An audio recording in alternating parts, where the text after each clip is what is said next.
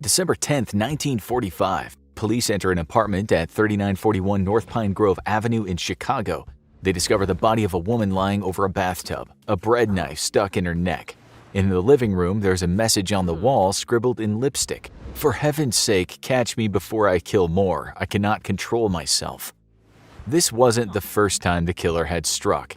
In June of that same year, the cops walked into an apartment at 4108 North Kenmore Avenue in Chicago. There they found the body of a 43-year-old Josephine Ross. There'd been no forced entry. Seems the killer had let himself in through the back door in the early hours of the morning. The woman had been killed while sleeping. Her jugular vein had been cut right through. The killer had then carried the body to the bathroom, where he had proceeded to clean it in the bathtub. The cops found it still filled with water, now a shade of crimson. Bloodied towels floated on the surface. The killer had then taken her back to her bed. He bandaged her injuries as if he felt sorry for her. A skirt was placed over her head and a stocking hid the wounds to her throat. The killer had spent close to 2 hours in the apartment after the murder. He cleaned traces of his fingerprints, which suggests he was forensically aware, a term investigators would use years later. His next victim was found with a haunting message scrawled on the wall. She was 31-year-old Frances Brown. When she was discovered half hanging onto the bathtub, cops again found blood-stained towels nearby. To hide her wounds, the killer at this time put pajamas over her head. Only when they lifted them up did they see the bread knife firmly planted in her neck. The victim had also been shot, once in the arm and once in the side of the head. The killer had taken his time with the cleanup job, carefully wiping the body down with soap and water.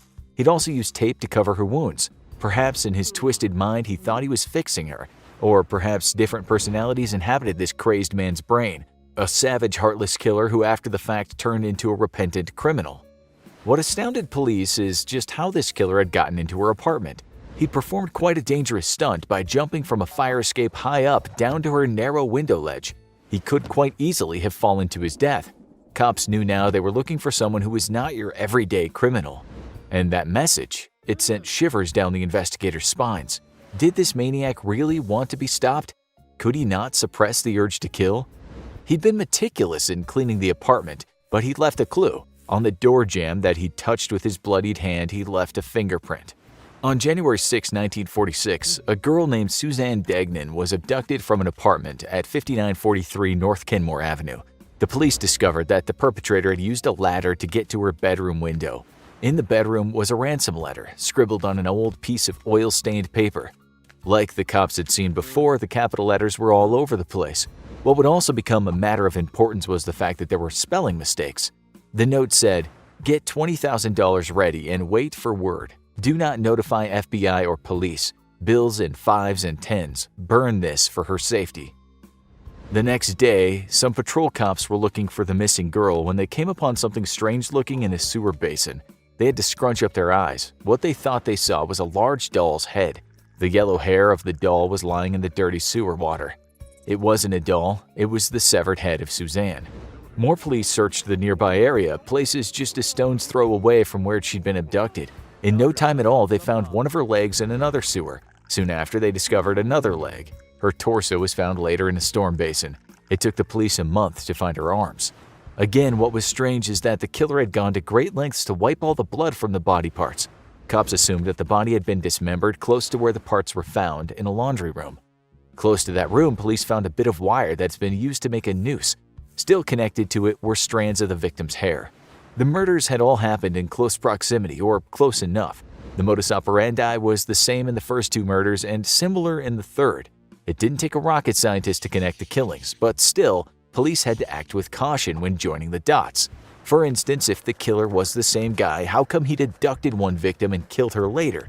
Why had he changed? Then the police saw some other dots forming on the bloody horizon. They discovered that a 19-year-old woman had been shot in the arm as an assailant tried to get her through her bedroom window. The location of the crime was close to where the murders had taken place. Just days after that, a very nimble and acrobatic man had climbed up onto the roof of an apartment and dropped through a skylight like Spider-Man might have done, if he were inclined to criminality. That girl was named Evelyn Peterson, and she lived to tell the tale. The assailant had hit her over the head, and after tying her with a lamp cord, he rifled through the things in her apartment. But this time he decided not to kill the victim. He just left her there. She was later discovered by her sister, who'd gone to her apartment for lunch. Just as the sister entered the apartment block, she saw a young man. She remembered his face because he was quite a handsome fella, possibly in his late teens. She was locked out of hers and her sister's apartment, so the guy told her he'd try to help her get in. Her sister at this point was still unconscious. That teenage boy banged and banged on the apartment door. After a few minutes, Evelyn answered. Her hands were still partly tied, and her face was covered in blood. The teen held her in his arms and asked her if she was okay. She wasn't, of course, so he guided her back into the apartment where he said he'd help her clean up. The guy then went downstairs and told the superintendent to go and help the girl. He said she'd been beaten up pretty bad. The kid then just took off, not even leaving his name. Police found the girl in a state of shock. She was still trembling, only half conscious.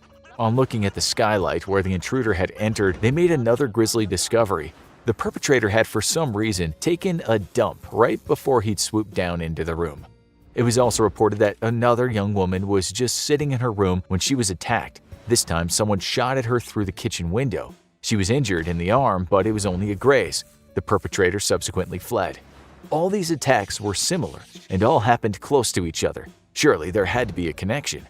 This became a huge case in the US media. The term split personality wasn't part of most cops' vocabulary back then, but it seemed that there was a possibility that one man had committed all the crimes, but perhaps that man was somehow mentally divided. He killed and he cleaned, as if trying to recuperate his morality after a monstrous outburst. It was reminiscent of Dr. Jekyll and Mr. Hyde. There was also a hint of Jack the Ripper in the case. The coroner told the reporters that the killer had formidable surgical skills. He said the murderer was a man who worked in a profession that required the study of anatomy or one with a background in dissection. Not even the average doctor could be as skillful. The newspaper The Madera Tribune wrote that one of the greatest manhunts was now taking place. The paper said the number one suspect was a 65-year-old janitor who worked at the apartment where the body had been dismembered. And that couldn't have been more wrong. The paper wrote that residents had come out in support of him, and he said he was a good-natured grandfather who'd never do such a thing. The manhunt continued. Then things got crazy a few months later. A caretaker of another apartment was being especially careful since there'd been a bunch of burglaries at his apartment. Every night he prowled around the place making sure no one got inside who didn't have a key. On the night of June 26, 1947, the caretaker came across a suspicious-looking young man. When he approached the man, a gun was pulled, but the man soon fled. He was spotted not too far away by police, but when approached this time, the guy tried to shoot. Lucky for the cops, the gun didn't work correctly and they soon had the guy down on the floor. That wasn't easy. This guy, no older than a teenager, was certainly a nimble fella, and he was also strong. Just as soon as the cops thought they had him secured to the floor, the athletic teen somehow slipped out of their grip, got hold of one of the cops' guns. Another cop then jumped on and managed to stop the kid from firing the gun, but again the kid fought like a lion. One of the cops took drastic measures, picking up a heavy clay flower pot and smashing it over the teen's head. It should have knocked him out cold. It didn't even seem to bother him, so the cop smashed another 3 flower pots on his head. Only now was the teen subdued. Who was this kid who had the strength of 2 men and the acrobatic ability to match anyone who worked in the circus? His name was William Hirons, and he was just 17 years old. When he wasn't taking on policemen in the streets, he was a student at the University of Chicago, where his impressive intelligence had got him onto special learning programs for talented students. He was popular, too, especially with the girls. Young Bill was quite the looker, and he had the mouth to match his facial fortunes. But it turned out that Bill had a checkered past. In his early teens, he committed scores of burglaries, but he never sold the stuff he stole. He just kept all the things, so when cops went to his apartment when he was 13, they found a stash that looked like a veritable Aladdin's cave. If he'd sold the items in today's cash, he would have gotten about $60,000. His crimes weren't about money. Bill was sent to a school for wayward boys after that. Even though he stole again and again, just for the fun of it, he became an exceptional student. So when his former teachers and schoolmates found out that he'd been arrested at 17 for fighting with cops, they couldn't believe it. He was a good kid, smart as a whip. He got on with everyone. When that first murder was committed, Bill was studying, but he also had a job as a laborer for the Chicago Railroad. On the day the murder happened, he hadn't turned up for work. When the second murder was committed, he was already at Chicago University. There, girls flirted with him constantly. He was also a member of many clubs, ominously, the Gun Club. When police took this guy in, they didn't immediately think he was behind any of the murders. What they had in their interrogation room was just a good-looking kid who had no doubt done a bit of wrestling in his time. But then they searched his dorm room. Now he had a lot of explaining to do. They found jewelry, guns, watches, and other items worth a considerable amount of money. They even found photos of well-known Nazi leaders. On top of that, they discovered war bonds that were worth over $20,000 in today's cash. Police were given another shock when Bill told them he'd take them to a locker he kept at the Howard Street L station. There, they found more war bonds worth over $100,000 in today's money, and this was a kid that on the outside looked poor. Then he told them about more of his stashes, and in the end, police found items and bonds worth over $1.1 million in today's money. He hadn't spent any of it. As serial killer historian Peter Vronsky points out in his book, American Serial Killers, the burglaries were purely pathological. Notably, one of the stolen items found was the book Psychopathia Sexualis, a treatise on sexual deviance. But murder, dismemberment, that was a whole different ballgame. Still, fingerprints found at the murder scenes matched those of Bill. The crimes had also taken place close to where he lived. Then witnesses came forward and gave positive IDs, Vronsky writes in his book. But Hirons wasn't talking. He just lay strapped in his bed, staring blankly into space. Frustrated Chicago police allegedly roughed up the teen, slamming his bandaged head into a wall in the hope that it would help his memory. It didn't. Now things get even stranger if you thought they weren't already strange enough. Police tortured him. They gave him truth serum. Quite unbelievably, they gave him a spinal tap without an anesthetic. This was Middle Ages stuff, and Bill didn't have a lawyer present during any of the interrogations. The police were desperate to get their man due to the public outcry, but as we now know, this pressure can lead cops to do things that usually only criminals are capable of. Nonetheless, it was shown that Bill misspelled words the same as some of the words had been misspelled in that ransom letter. He had the loot from many burglaries close to the murders. Those Nazi photos had been stolen down the street from where the girl had been abducted. He also fit the witness's description of the killer. It all seemed to point to his guilt. At one point, he made a deal with the prosecutor to plead guilty if the death penalty wasn't imposed. Then later, Bill changed his mind. He confessed and changed his mind on a number of occasions. Meanwhile, his mother said, "He's still our son and we'll stand by him." He still got life in prison, but he always said he was innocent and had been subjected to police torture. Once, when asked how much pain the murdered girl felt, he replied, "I can't tell you if she suffered. I didn't kill her. Tell Mr. Degnan to please look after his other daughter because whoever killed Suzanne is still out there." Was he telling the truth? Well, over the years, he had a huge number of supporters that all called for his release. They said he was a victim of a police conspiracy. They said Bill was nothing more than a burglar fitted up for a crime when police found themselves cornered by immense public pressure. Human rights advocates later said his guilt or innocence is not the only major factor in the case. A miscarriage of justice took place when the police tortured the teenager. A petition said there had been prosecutorial misconduct, prejudice during the trial, junk science used, a terrible defense counsel, and more. He might have killed those people, but in a world that espouses an ethical justice system, he would have never gone to prison. Even in the 2000s, when Bill was an elderly man behind prison walls, people still fought for his release. Vronsky, who's investigated the case as much as anyone, says one thing pointing to his guilt is the fact that he knew things only the murderer could have known, such as the use of a certain hunting knife to chop up the girl. Vronsky writes that Bill was almost definitely a psychopath, which perhaps was the result of a severe head injury when he was a kid. This seemed to change his behavior. After he was first imprisoned, doctors noted that this kid was inarguably abnormal. They said he had a very unusual tolerance for pain. Doctors shoved pins into his feet and under his nails, and he felt nothing at all. He didn't even flinch. This might explain his high-wire jumps and his uncanny ability to fight through flower pot bashings. He may have also lost the ability to sympathize, to feel pain mentally, and that's why he cleaned down the bodies. It might be why he didn't always kill his victims, and why he wrote that message on the wall. Notably, he told doctors his favorite movie was Dr. Jekyll and Mr. Hyde. In some of his confessions, he admitted to having blackouts and then coming around throwing body parts into the sewer. He said that happened after he dismembered the girl. That's why he threw a ransom note through the window after. He felt bad. He wanted the parents to think their daughter was still alive, to give them hope. He also said once he had an accomplice, a man named George Merman, but police could find no such man. It's likely he didn't exist. George was Bill's father's name. Merman could have stood for murder man. Maybe George was Mr. Hyde and Bill was Dr. Jekyll. Vronsky wrote that since the age of 9, Bill was a spinning wheel of paraphilic transgressive actions. In layman's terms, that means he did things society deems as wrong, and there was usually a sexual element to his deeds. If he didn't commit those murders, he was certainly a man on the edge and very likely a complete psychopath. Vronsky thinks he probably did commit those murders. Still, terrible police work in a cruel and corrupt justice system didn't do the job it's paid by the public to do. For that reason, we just can't be sure of his guilt. There's also pretty strong evidence that another man could have committed the murders. He was Richard Russell Thomas. He died in prison in 1974, and strangely, all records of his interrogation about the Chicago murders died with him. On February 26, 2012, William Hirons died in prison from complications of his diabetes. He was 83 and one of the longest-serving prisoners in U.S. history. The Freeway Killer looks into the eyes of a detective and explains, "The torture part was the most important." He speaks without the slightest trace of emotion or guilt in his voice, like he's telling someone about his favorite kind of fruit. The detective shudders inside. He'd gladly shoot this man. He's seen with his own eyes what he put his victims through.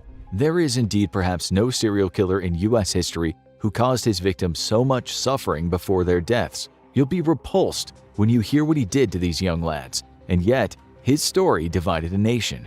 Let's find out why. Friday night, March 1980, Southern California, USA. 33-year-old Vietnam War veteran William Bonin, aka the Freeway Killer, has just picked up 17-year-old William "Billy" Pugh. The two have just been to a party at Everett Fraser's house. They chatted for a bit at the party, drank some beers, and when people started to leave, Bonin told Pugh, "Get in the van, I'll take you home."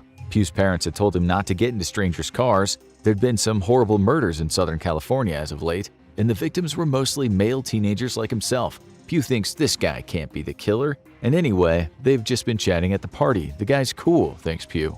But as they travel down the road, Pugh realizes Bonin is far from cool. Bonin puts his hand on his leg, telling him he wants to have sex with him. Stuttering, feeling mightily awkward, and wishing he never got in the van, he tells Bonin he's not gay. Bonin slowly nods his head, obviously upset. The two then sit in silence for the next few minutes. Pugh sees his chance when they slow down at the next stoplight. He manages to open the door and almost get out, but Bonin grabs him by his shirt collar and yanks him back into the van. As the van moves away from the lights, Bonin's nostrils flare as he lets out an exaggerated sigh. He takes his eyes off the road for a second and looks at Pugh, who's now trembling with fear. He tells Pugh, "Do you know what I do?" Pugh shakes his head. Bonin tells him, not in a threatening way, but a matter-of-fact way, "I pick up hitchhikers like you. I do what I want to them, and then I torture them, and I kill them. I strangle them with their own t-shirts." Pugh doesn't know what to think. He keeps looking forward at the road, and then Bonin explains, "I usually do this on Fridays and Saturdays, because on Sundays, I take my girlfriend roller skating." The letters WTF are what are going through Pugh's mind. Bonin then says, "If you want to kill somebody, you should make a plan and find a place to dump the body before you even pick up a victim." Pugh, not knowing how to respond, just nods his head as if to say, "Yeah, great, thanks for the advice, mate. I'll do that next time I'm out murdering people." "Look at me," Bonin says. Pugh looks at him. "You and me are going to be friends, okay?" Pugh nods again as Bonin explains, "I'm not going to kill you because I like you. You're a good kid. And anyway, we were seen talking at the party." Pugh doesn't know if this guy is serious or out of his mind, but just in case he lies and tells Bonin that his house is close by. "This is me," he says when they get close. He tells Bonin thanks for the ride, exits the car, and pretty much sprints up the driveway of a house he's never even seen before. This was William Bonin, a complete anomaly of a human being, as strange as men come. You'll understand soon why this scene with Billy Pugh is so important to the story, but first let's try to understand what made him such a very weird and wicked man. He was born on January 8, 1947, to Robert Leonard Bonin Sr. and Alice Dorothy Coate. He and his two brothers grew up in abject poverty in their hometown of Willimantic, Connecticut, population 13,000 in 1947. In the late 19th century and early 20th century, Willimantic was the center of the textile industry, home to the American Thread Company. By the time Bonin was growing up there, it was a shadow of its old self, known less for its industries than it was for rampant substance abuse. Bonin and his two brothers were so poor that the neighbors would often gossip about how, in the middle of the night, the Bonin boys would sneak out into the garden to pull up potatoes and eat them raw and unwashed. The kids were always malnourished, wearing clothes way too big for them, while the father Robert was a violent bully who beat the boys' small frames with his fists and belt. He beat their mother senseless too. She drank all day in the house. She spent most nights drunk at the local bingo hall, neglecting her responsibility as a parent. In what was a vicious cycle of violence, her own father had committed various abuses against her when she was a child. Even after she married, he hurt her. And when he did the same to her kids, rather than fight against it, she allowed it to happen. If she'd suffer, they should suffer, was her unconscious way of rationalizing things. While she left the starving kids to their own devices, the father was gambling away every penny he earned. When he lost, which he always did in the end, he'd come home and beat the kids. Much of William Bonin's childhood was spent dreaming about escaping his house. Yet he knew there was no place to go. The father eventually lost the family house on a bet. The whole family had to go live with the grandparents. Not surprisingly, young William got into trouble in school. He wasn't even 6 yet. After a stint in juvenile hall for riding his bicycle into some girls on purpose, his parents threw him into an orphanage/convent, where yet again he was treated to violence, this time at the hands of the nuns. It was in the convent where he had his first homosexual experience with a boy. Looking at the court records about this experience, it's very likely young Bonin at this time didn't know the difference between a violent experience and a loving experience. The older boy took advantage of him in the worst way possible. He was a frightened rabbit, prey. Gangs of kids beat him black and blue. As an adult, people would talk about the many scars on his head and back. Bonin would tell him that he didn't know where they'd come from, but it was no doubt from his days in the orphanage. It would come out when Bonin was an adult that those boys had beaten him until he was bloody. They almost drowned him in toilet bowls and cut him with knives. There had been witnesses. Young Bonin regularly feared for his life. The nuns never allowed him to contact his parents while he was in the orphanage. For the time he was there, he believed they were both dead. Why else, he thought, would they not have come visit him? He stayed there until he was 8, after which he jumped from the frying pan and into the fire as he was forced to stay with his sexual predator of a grandfather. At the age of 10, he was sent to juvenile hall again, this time for stealing license plates and hubcaps. Now it was the older boys who took advantage of him as well as one of the counselors, the person supposed to be helping him. Both adults and children had their way with him. Young William lived a tortured and twisted existence as a kid. You'd be hard-pushed to invent a worse environment for a child. In terms of sexuality, young Bonin's mind didn't know right from wrong. What he saw as acceptable was completely unacceptable. It was around this age when he attempted various sexual acts with his female cousin. Around the same time, his mother also had to stop him from going into his brother's bedroom during the night. Around the town, he was a delinquent, known for bothering younger boys. He was an outcast, and although as he got older his grades in school were okay, even quite good where math and science were concerned, he was troublesome. He never had any real friends, not like the ones he'd meet later in life, his dear boys. He tried to ease his mother's concern when he was 17 by getting a girlfriend. It was a charade, and she knew it.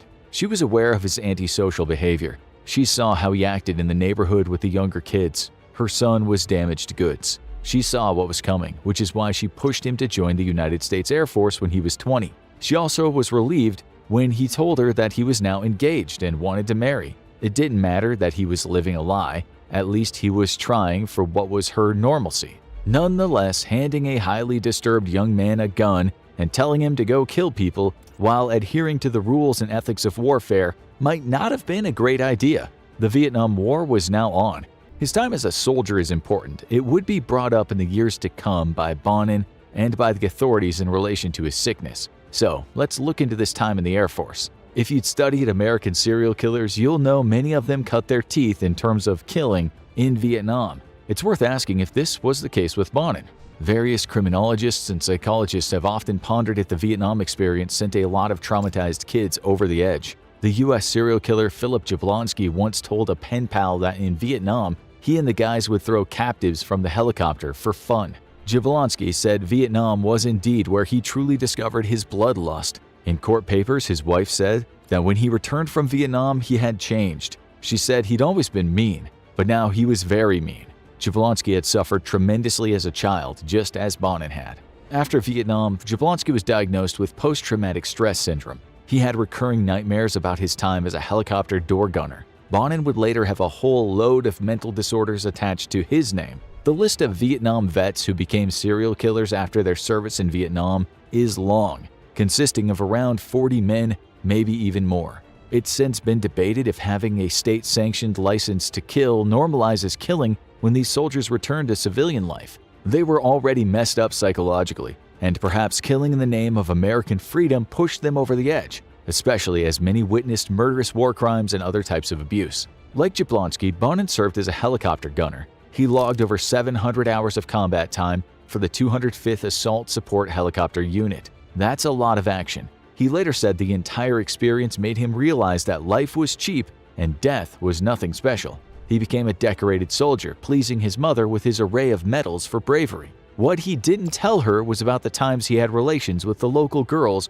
of a dubious age, or that during the Tet Offensive, he pointed his gun at 2 fellow American soldiers and made them do certain things to appease his ravenous libido. Despite this, he was honorably discharged when he was 21. He'd gotten a taste for killing. He'd hurt with seeming impunity, and now he was back in sunny California, expected to get a job and carry on as if nothing had happened.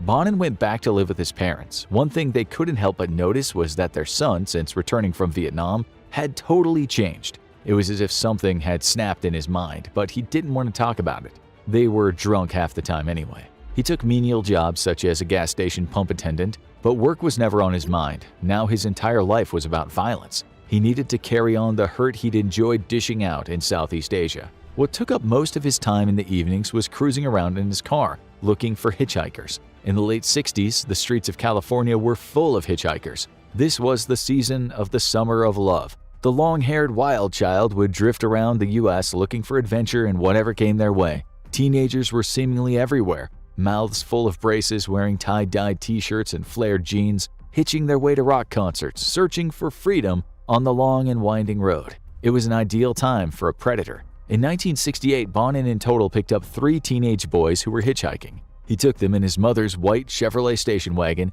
to quiet places, handcuffed them, and had his way with them. The more they pleaded with him, the more pleasure he felt. He didn't kill these boys. He didn't really want to. It was seeing how absolutely terrified they were that was the part he enjoyed the most. Other people's fear was like an addictive substance to him. In 1969, when he was arrested for 5 counts of kidnapping and various acts of sexual misconduct, he broke down and apologized. He told law enforcement that Vietnam had done something to him, changed him, but he left out what happened in his younger days. He was subsequently diagnosed as a sexual psychopath and sent to Atascadero State Hospital.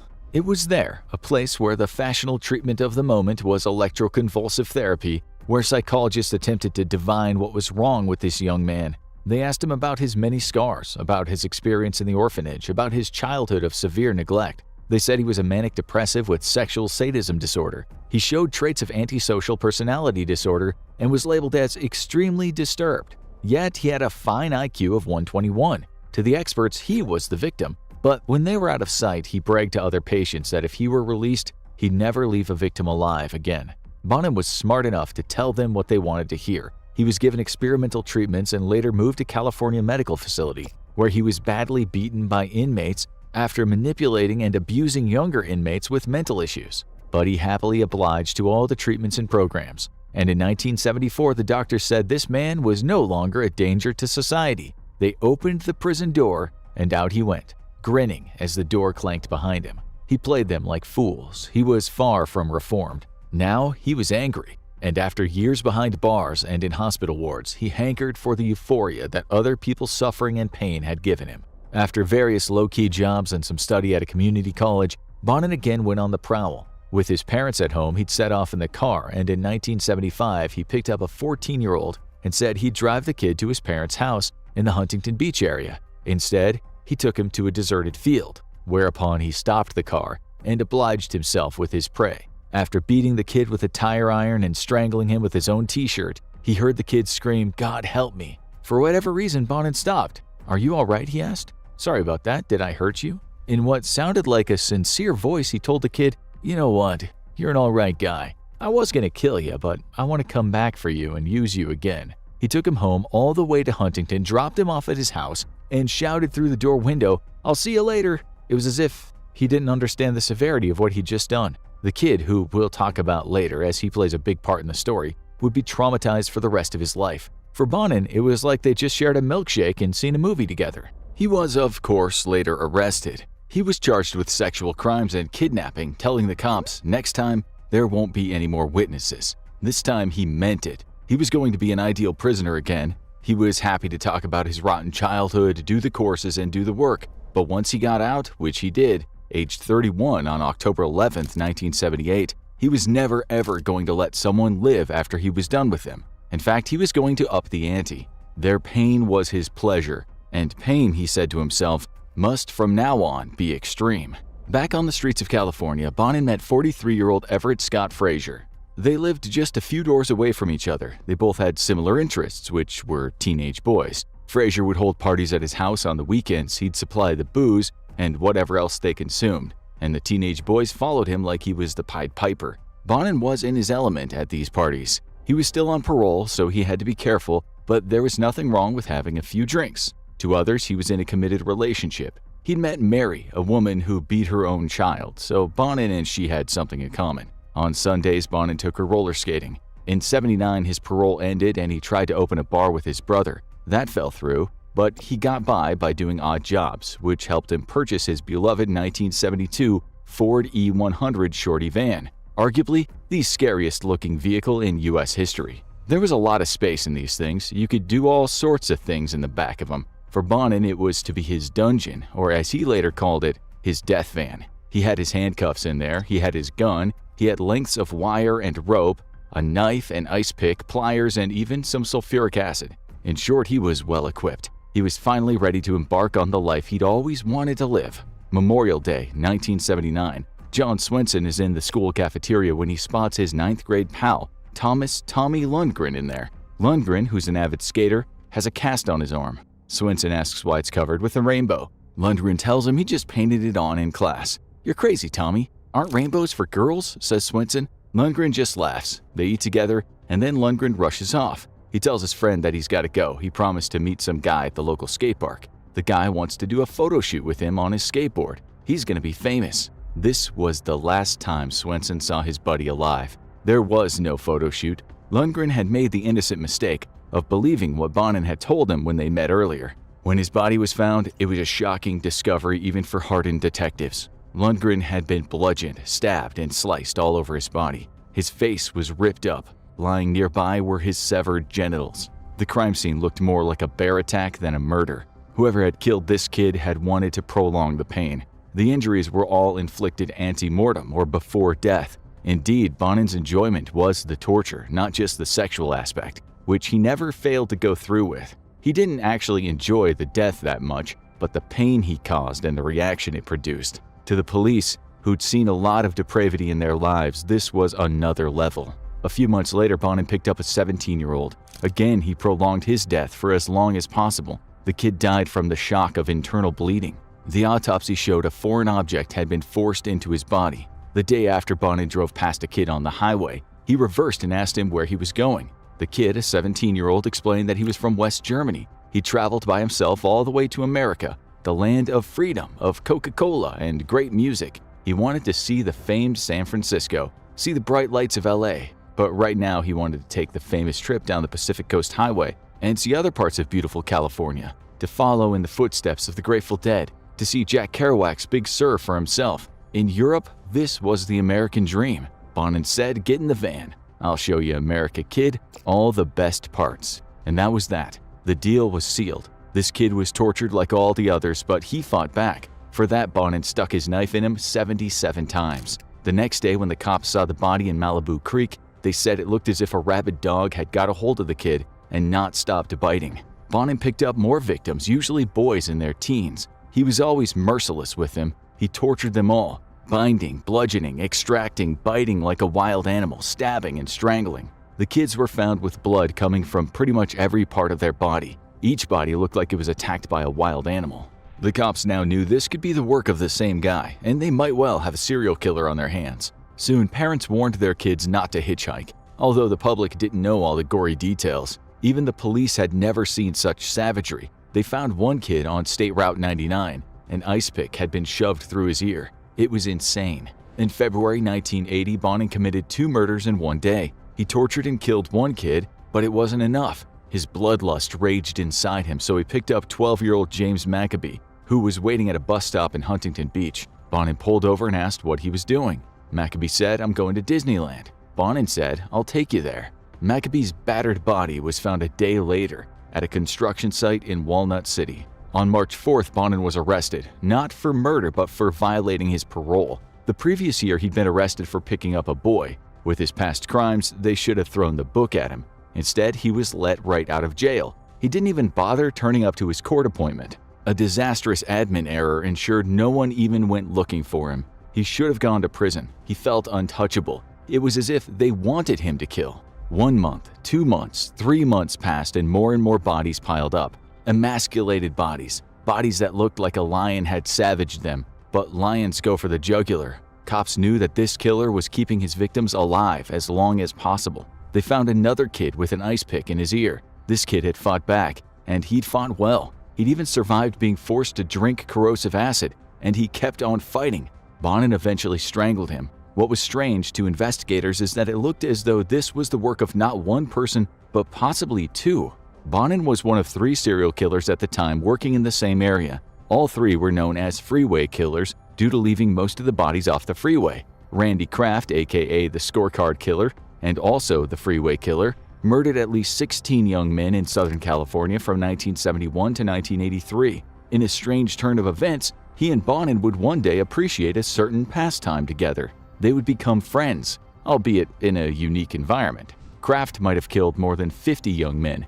There were similarities to Bonin's murders, but they weren't the same. Kraft was smart and also openly gay. He'd even been in the United States Air Force, but in his case, his homosexuality led him to being discharged on what the military said were medical grounds. Kraft didn't have a brutal upbringing like Bonin, but his victims had been horribly tortured, bound, mutilated, emasculated, often found with what police said were foreign objects in places where objects are not supposed to be. He was a monster, all right. He wouldn't be caught until 2 years after Bonin was caught. So you can imagine the chaos that was felt in Southern California in those days. Patrick Kearney, the other Southern California Freeway Killer, murdered at least 21 boys and young men, although he wasn't a sadist like the other 2, and he was caught in 1977, so there was no overlap. Keep in mind all these serial murders happened around the same time in the same region. It made California seem like a biblical Sodom. To think, Joni Mitchell had sung in 1966, "My heart cried out for you, California." We think the Eagles got it right a decade later, when in the song Hotel California they said, "This could be heaven or this could be hell." The Eagles certainly saw the negative parts of glittering California. As long as Bonin and Kraft were alive, the state was hell for young men and teenage boys. What's even more disturbing is that Randy Kraft had an accomplice, but the cops never managed to find him. Someone else was with him when he was torturing these kids. Police never discovered who it was. And now it's time to tell you about a twist in the case of Mr. Bonin. He also sometimes had partners in crime with him. He hadn't been acting alone, at least not all the time. He'd killed twice in succession in March before he met Billy Pugh. You remember Billy? The guy that Bonin allowed out of his car after the 2 met at a house party? As Bonin had told him that day, they were going to be friends. Indeed, Billy later got back in that car. He actually helped Bonin pick up a 15-year-old runaway named Harry Todd Turner. After Bonin had his fun, he told Billy to finish him off. The body was found with 8 skull fractures and all kinds of injuries to sensitive areas. But police intel told them that 2 men of interest had been seen in one of the earlier murders, and that couldn't have been Billy. So who was it? His name was Vernon Butts, a low IQ petty offender who was later described as doing life in prison on the installment plan. Butts was an insecure, impressionable kid whose father had died when he was 9, but not before teaching his son magic tricks. Butts was obsessed with magic and the occult. He was an avid Dungeons & Dragons player, something that would later get chins wagging about Satan, as was common in those days. Butts was bullied and had few friends, so when Bonin came into his life, he was taken under the maniac's wing. Butts, a big fan of horror movies as well as fantasy, had now met a real-life horror figure. Butts would later say that after he was introduced to Bonin at one of Everett Scott Frazier's now infamous parties, it was the start of a good little nightmare. The 2 became lovers. Bonin was impressed with this young, unwashed chap, a veritable weirdo who lived in a fantasy world and seemed more than ready to engage in sadistic sexual activities. Butts was an extremely depressed kid. He had coffins in his house. He pretended to be able to talk to the dead. He thought about death often, and had, like Bonin, been in and out of various jails and institutions. Bonin would later say, "It was cool having him like me, made me feel real important. I never had no friends." He was an ideal playmate for a maniac. Soon, Bonin told Butts about his activities. He showed him news clippings he'd collected of his crimes and described in detail what he'd done to his victims. Bonin kept a scrapbook of his murders. He loved attention, and Butts thought it was pretty cool. His new friend was famous. Butts was there for the murder of the skateboarder Lundgren, perhaps their first crime together. He watched Bonin mutilate the kid.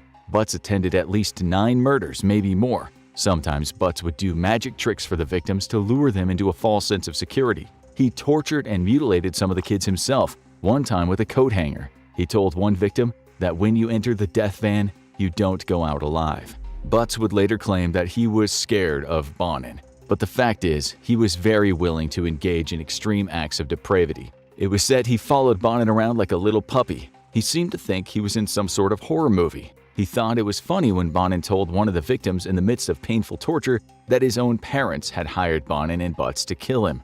Those were the last thoughts of this poor 18-year-old kid. Then there was 18-year-old Gregory Miley, another impressionable kid whose IQ was about the same as the average 11-year-old. Miley was with Bonin the day he killed 2 people. It seems Miley was reluctant at first and hadn't known what Bonin was going to do with the first 15-year-old victim, but he later admitted in joining in on the assault after first telling Bonin to let the kid go.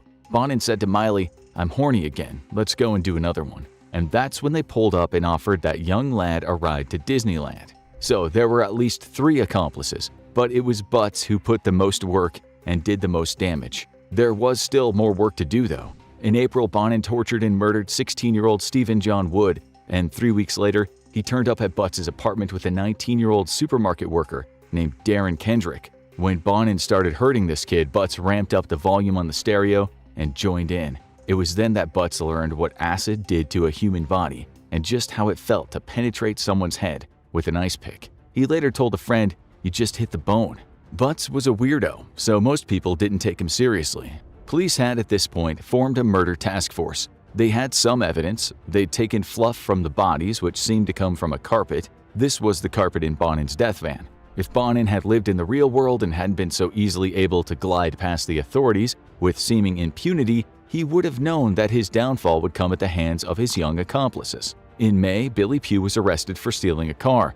While reprimanded, he and a counselor were talking when news about the murders were discussed on the radio. Pugh bragged, telling the counselor about the killer's modus operandi. He didn't say anything else, but to the counselor, he sure did seem to know a lot for a young kid. The counselor told the cops right away. When they heard the name Bonin, lights flashed in their heads. One of the early survivors, the one who we talked about earlier in the show, had actually called them and told them he thought the killer was Bonin. Police then interviewed Pugh. He talked and he talked, but he didn't explain that he'd actually been involved in one murder. It was just unfortunate that when the surveillance team was put together, Bonin was already out on the prowl for another victim. This time his accomplice was 18-year-old James Michael Monroe, a bisexual male prostitute who Bonin had not long ago taken off the streets and helped find work. Bonin acted as a father figure to this kid. He even took him skating with his girlfriend and let him move into his apartment that he still shared with his mother, a woman who you'll later see was still up to no good herself. This Hollywood streetwalker was now friends with a man he said was a bit odd, but a good guy. On June 1st, he discovered just how odd his friend was when Bonin told him that they should go out, pick up a kid, torture him, and murder him. Monroe thought Bonin was joking, but he also knew that there was a killer on the loose in Southern California who is now so prolific that there was a curfew. A day after Bonin told Monroe the plan, the day the cops were finalizing the surveillance team, Bonin and Monroe picked up 18-year-old print shop worker Stephen J. Wells. They all ended up going back to Bonin's place, whereupon Bonin said he'd give Wells $200 if he let him tie him up with a clothesline. Wells, who was bisexual and had not yet refused Bonin's sexual advances, agreed, only for Bonin to inform him, "I'm going to kill you now." Wells screamed and pleaded for his life just before Bonin strangled him to death. Monroe, in shock, just stood there. Bonin laughed and said to him, "What, have you never seen a dead body before?" They put the body in the van and drove over to Butts' house as Bonin explained to Monroe what he and Butts had been up to for several months. When they got to the house, Bonin excitedly told Butts, "We've got another one, he's in the van." Butts, who was dressed up in his Darth Vader costume, went to inspect the corpse and complimented the two on their fine work. "Be careful not to choke on your aspirations," would have been the perfect thing to say, but Butts just said, "Good job, Billy, you did a really good one." They dumped the body later that day. 2 days later, back at Bonin's house, Bonin and Monroe were eating hamburgers bought with Wells's money when the news about the discovery of Wells's body flashed up on the TV. Bonin laughed and looked up as if to see the heavens, saying, "Thanks, Steve, wherever you are." The two exploded with laughter, although Monroe's kind of laughter was of the nervous variety. Monroe later said he was scared for his life. That night, he feared Bonin might kill him. Bonin saw this fear and Monroe told him the reason. Bonin then said, "Let me tie you up, so you'll know that I will not kill you." Monroe wrote in a book, "I let him tie me up the same way that he tied up Wells. Then he told me that he could kill me and that there was nothing I could do. I started to cry and I pleaded for my life like Wells did." Bonin just laughed and said, "Don't be silly. You're okay. I like you." A week later, the police surveillance team saw a van pulling up to young men on the streets of Hollywood. These men, 5 in total, knew very well at this point in time not to get into vans with strangers. Alas, for many young men hardened on the streets, either they didn't have the option to quit their work as a male prostitute or they just didn't care. One of them was a runaway named Harold Eugene Tate. This 17-year-old got into the van. Police followed. When it stopped at a deserted beach parking lot, the cops approached and opened the back door. The two were naked. Cops grabbed Bonin and handcuffed him. In the van, they found tape, knives, pliers, rope, and other tools. Better still, Bonin's scrapbook of murders was in the glove box. There were bloodstains all over the van, like something from a horror movie. The handles of the doors had been removed, so the occupants couldn't get out. The jig was up.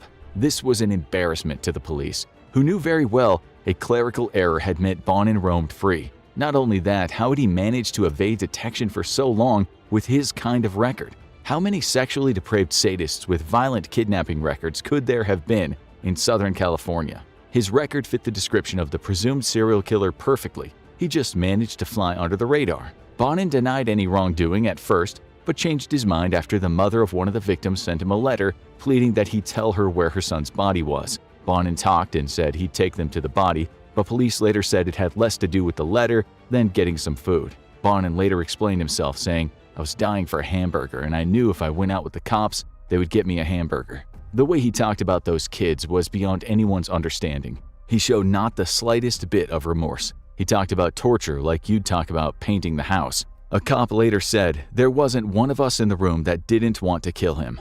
An attorney who was witness to the confession said, "Listening to his confession was like sitting in a room of horrors. Here we're talking about killing kids, killing one and throwing him out like a piece of trash, and then going back to get another. It made me sick." They'd never seen anything like it in their entire lives. The way he went into every graphic detail without a care in the world. They certainly didn't feel sorry for him when they had to inform him his father just died from alcohol-related liver damage. Not that Bonin would have cared very much. Butts was later arrested, after which the Los Angeles County Sheriff's Department announced Bonin and Butts are believed to be responsible for the kidnapping, torture, and murder of at least 21 young males between May 1979 and June 1980. Butts hadn't been involved in that many murders, and Bonin killed more people than that, but that's what they thought at the time. Bonin's kill count could have been at least 36. Monroe by this point had fled. He knew he had to get away from Bonin's house, so he decided to hitch a ride out of California to his home state of Michigan. As he was thumbing that ride, a woman stopped her car and said, "Are you crazy? There's a killer on the loose." He replied, "Shut your bleep, he's been caught." As she drove off, he flipped her the finger. He was arrested in July in Michigan. Miley came next, arrested in August in Texas. Butts refused to take a plea bargain and admit to all the charges. He never even had his day in court. He was found dead in his cell in January 1981. It was later said he stayed loyal to Bonin to the very last day. Miley and Monroe both testified against Bonin and both got life. There was some sympathy for the boys, not only because they possibly feared for their lives, but because they were neglected kids. It was also evident that Miley certainly met the qualification for medical mental retardation. His IQ was 56. He had suffered severe parental neglect too, later admitting that he hung around with Bonin because he was showered with gifts and felt accepted for the first time in his life. Pugh pled guilty to the lesser crime of voluntary manslaughter, but only after he agreed to testify against Bonin. Pugh only served 4 years. In 2014, Miley, who was then a grown man at 54, was beaten to death in prison, likely because the prison code demanded such actions. Monroe had fought hard to get out of prison, but so far he's failed. Just recently, a petition appeared on Change.com stating he should not be released. In his book, he wrote, "Do you all out there honestly say he is guilty of murder? Or was I in the wrong place at the wrong time? Yeah, I was, and I, for some reason, got caught up in this case." In all honesty, there could be some truth to that, but this case disgusted people so much that he'll likely stay in prison a lot longer. Public outrage will likely mean he won't get the green light at his next parole hearing in 2029. The hatred for Bonin was outstanding when he was in court, But the more information that came out about him, the more some people said he didn't deserve the death penalty. His defense argued that this man's childhood was so exceptionally awful that it should mitigate what he did. They said the way he talks about his crimes is proof that he is not right in the head. They also argue that he had frontal lobe damage, possibly the result of all the beatings he took as a kid. His parents were almost demonic, they said. He'd been abused so much that there was no way he could have adapted to life as an adult, not after being armed to kill in a war zone. Others argued back, saying there are many damaged kids in the world, and the vast majority of them don't go on to murder people for fun. When it was heard that Bonin enjoyed nothing more than the sound of kids dying, and when he admitted that if he hadn't been caught, he'd still be killing. I couldn't stop killing. It got easier with each one we did. There was little chance he was going to avoid the death penalty. The jury almost passed out when they saw the photographs of what he'd done to those kids. The verdict was guilty. The judge handed down the death sentence, saying Bonin's crimes were a gross, revolting affront to human dignity. Bonin didn't seem the least bit concerned, although he later protested about the verdict. Families of the victims said his lack of emotion in court was him taking great pleasure in seeing their pain. He was despised. No American serial killer in history has made so many people suffer so much. He tried to appeal against his sentence numerous times, but the death sentence was never commuted. When his execution date was due, outside the courthouse, protesters turned up, singing songs and lighting candles in support of Bonin, a man they said was a victim as much as anyone.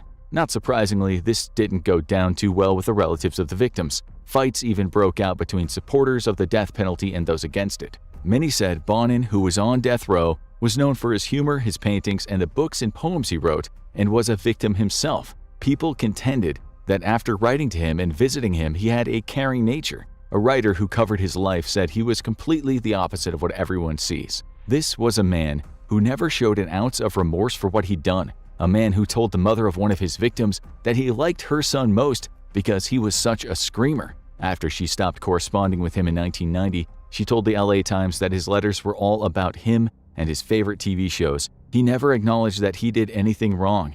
In her final letter, she told Bonin the correspondence was over, so if he had anything to say it in the next letter. He never wrote back. I was always hoping he would say he was sorry, the mother later said.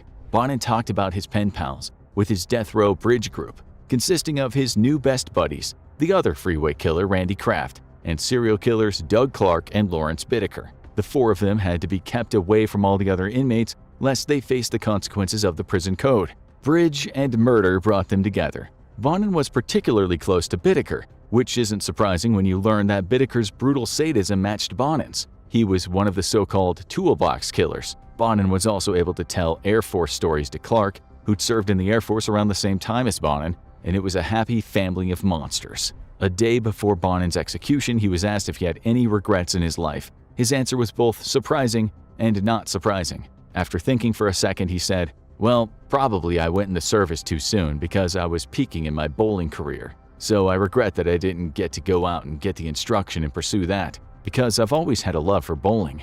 He didn't seem to understand at all why this answer was unusual and unexpected. A day later, on February 23, 1996, he watched Jeopardy on TV while eating his last meal of 2 large pizzas, 3 pints of ice cream, and 3 six-packs of Coca-Cola. At 11:45 p.m., just before he was injected with a cocktail of drugs in what had been San Quentin's gas chamber, he made a final statement saying in part, "I would advise that when a person has a thought of doing anything serious against the law, that before they did, they should go to a quiet place and think about it seriously." At 12:13 a.m., he was pronounced dead. He was 49. The execution went without any complications, to which the governor of California at the time remarked that he had died in a much more comfortable circumstance than his victims had. How many people he killed in total is still not clearly understood.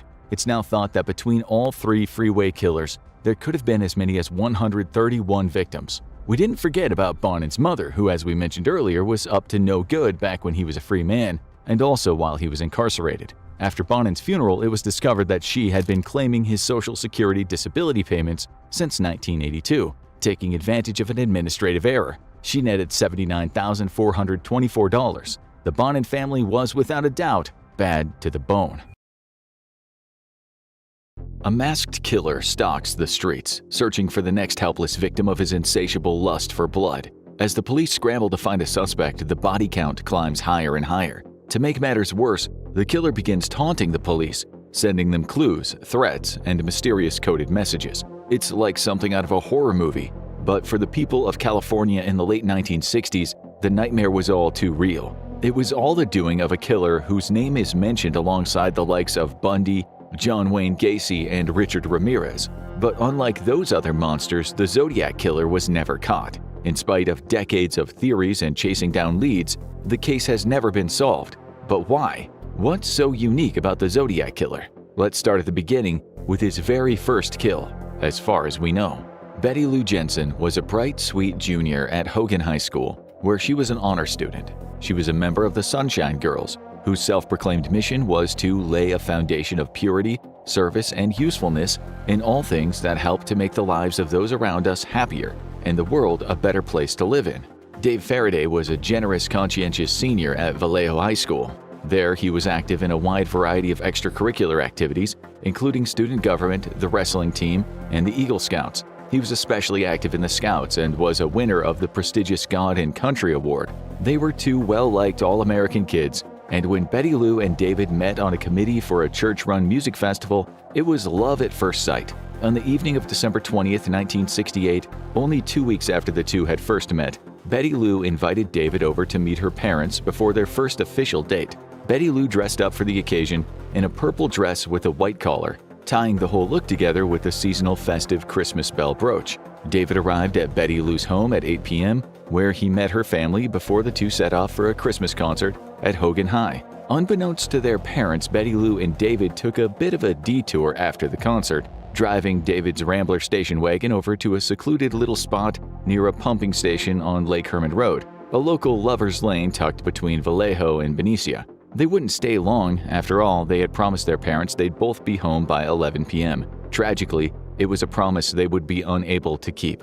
Stella Medeiros, a local woman, left her ranch on Lake Herman Road at 11:10 p.m. She was on her way to pick up her teenage son from the movie theater in Benicia and had no idea that she was about to stumble onto a crime scene that would kick off an American horror story. About 5 minutes after leaving her home, Stella's headlights illuminated a pair of bodies lying in the dirt outside of an abandoned car. It was David Faraday's two-toned Rambler. In the less than half an hour since the couple had parked, David and Betty Lou had been attacked. Unsure of what else to do, Stella drove to Benicia as fast as she could until she spotted a police car. Then she honked her horn and flashed her lights until someone would listen to what she had seen. Around that same time, Detective Pierre Bidou was pulling into the police station parking lot with 1.5 pounds of confiscated marijuana when he heard a call about a possible shooting on Lake Herman Road. He drove to the scene and found David Faraday lying on the ground outside the passenger door of his car. As Bidou examined the body, spotting the apparent gunshot wound above David's left ear, he was shocked to see that the boy was still breathing. He was rushed to Vallejo General Hospital, but succumbed to his injuries on the way. Betty Lou was found dead, lying 28 feet away from the rear of the vehicle in a pool of her own blood. More blood covered her head and face. Betty had been shot 5 times in the back in a close pattern on the right side, and twice in the front. In addition to the injuries found on David and Betty, the car itself had bullet holes in the roof and the back window. This led investigators to speculate that the killer had fired a warning shot, used it to threaten Betty and David out of the car before he finished them off. The final bit of notable physical evidence was the shell casings that littered the ground around the car and the bodies. These, along with ballistic evidence, identified the murder weapon as a .22 caliber semi-automatic pistol, which had fired Winchester Western Super X copper-coated bullets. Deputy Russell T. Butterbach of the Solano County Sheriff Department was promoted to investigator the following morning, and he, along with Detective Sergeant Les Lundblad, began to investigate the double homicide. They had only a handful of leads, but attempted to follow up on all of them. There was Betty Lou's ex-boyfriend, Ricky, but he had an alibi in the form of a movie night with his family. There were some gun-toting locals spotted near the pump station that night, but they'd been hunting raccoons with rifles that didn't match the murder weapon. The investigative team questioned all of Betty Lou and David's friends, their classmates, anyone who might offer insight into what the police were certain had to be a drug-related crime. The police were treating the murder as if it were an ordinary crime. Tragic, of course, but the same type of violent crime that the department had dealt with in the past. They couldn't be more wrong, but they wouldn't realize their mistake until July 5, 1969, when 2 more bodies turned up. It was the night of the 4th of July, and shortly before the clock struck midnight, a young mother named Darlene Farron asked her babysitters if they could stay until 12:15 while she ran out to buy some last-minute fireworks. Whether or not she actually intended to buy fireworks, we'll never know. Her first stop was not at a fireworks stand, but at the home of Michael Mageau.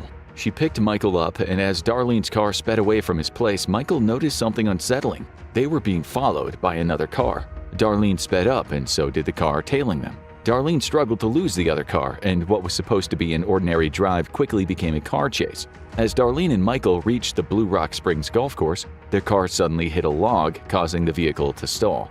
The other car came to a stop, parking off to the left of Darlene's car for a moment before it drove off. The two breathed a sigh of relief, believing the bizarre nightmare was finally over. Sadly, they were mistaken.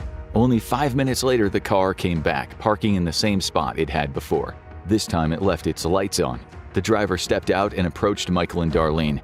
At first, Michael thought it might be a police officer, and the two reached for their wallets, ready to have their IDs out. Then, the stranger approached the passenger side and shined a bright flashlight through the window, temporarily blinding the pair. Before they could ask a single question, the stranger fired a gun through the window into the car.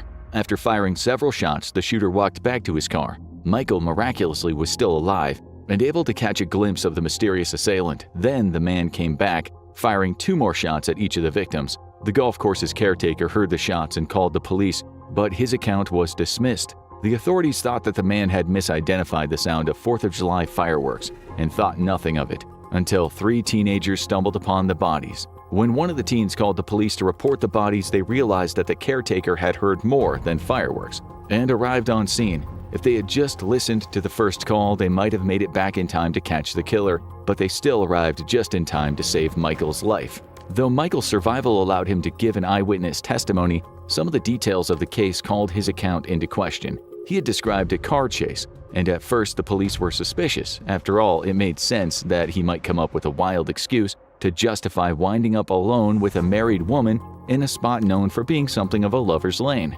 But an investigation of Darlene's car revealed that the ignition was turned on, the car was in low gear, and the handbrake was not set, which was consistent with the detail Michael had provided about the car stalling. Another red flag raised during the investigation was the contents of Darlene's wallet.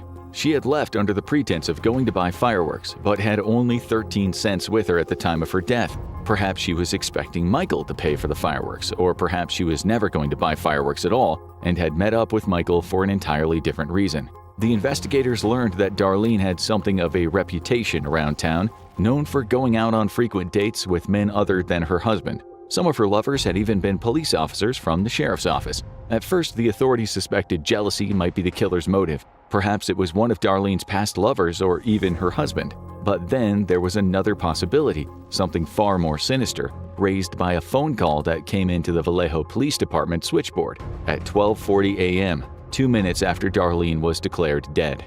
The officer who answered the phone heard a low, monotonous male voice say, "I want to report a double murder. If you will go 1 mile east on Columbus Parkway to the public park, you will find kids in a brown car. They were shot with a 9mm Luger. I also killed those kids last year. Goodbye." The call was traced to a payphone in front of the Vallejo Sheriff's Office. The call was made before anyone knew about the murders, aside from the few police and witnesses who had called the police. Later, it was confirmed that a 9mm gun was used in the attack, just as the caller had said. Whoever made that phone call, there was a good chance that they were the killer. It was not the only suspicious phone call made that night either. Within an hour of the murder, 3 of Darlene's relatives received calls. When they picked up the phone, all they could hear was heavy breathing on the other end. To some investigators, this suggested that the killer knew Darlene, at least well enough to know who her family members were. As strange as these calls were, the mystery was only just beginning. The next chapter began on July 31, 1969, when 3 local newspapers received a letter. The correspondence, which arrived at the San Francisco Chronicle, the San Francisco Examiner, and the Vallejo Times-Herald, included details that only the killer could possibly know.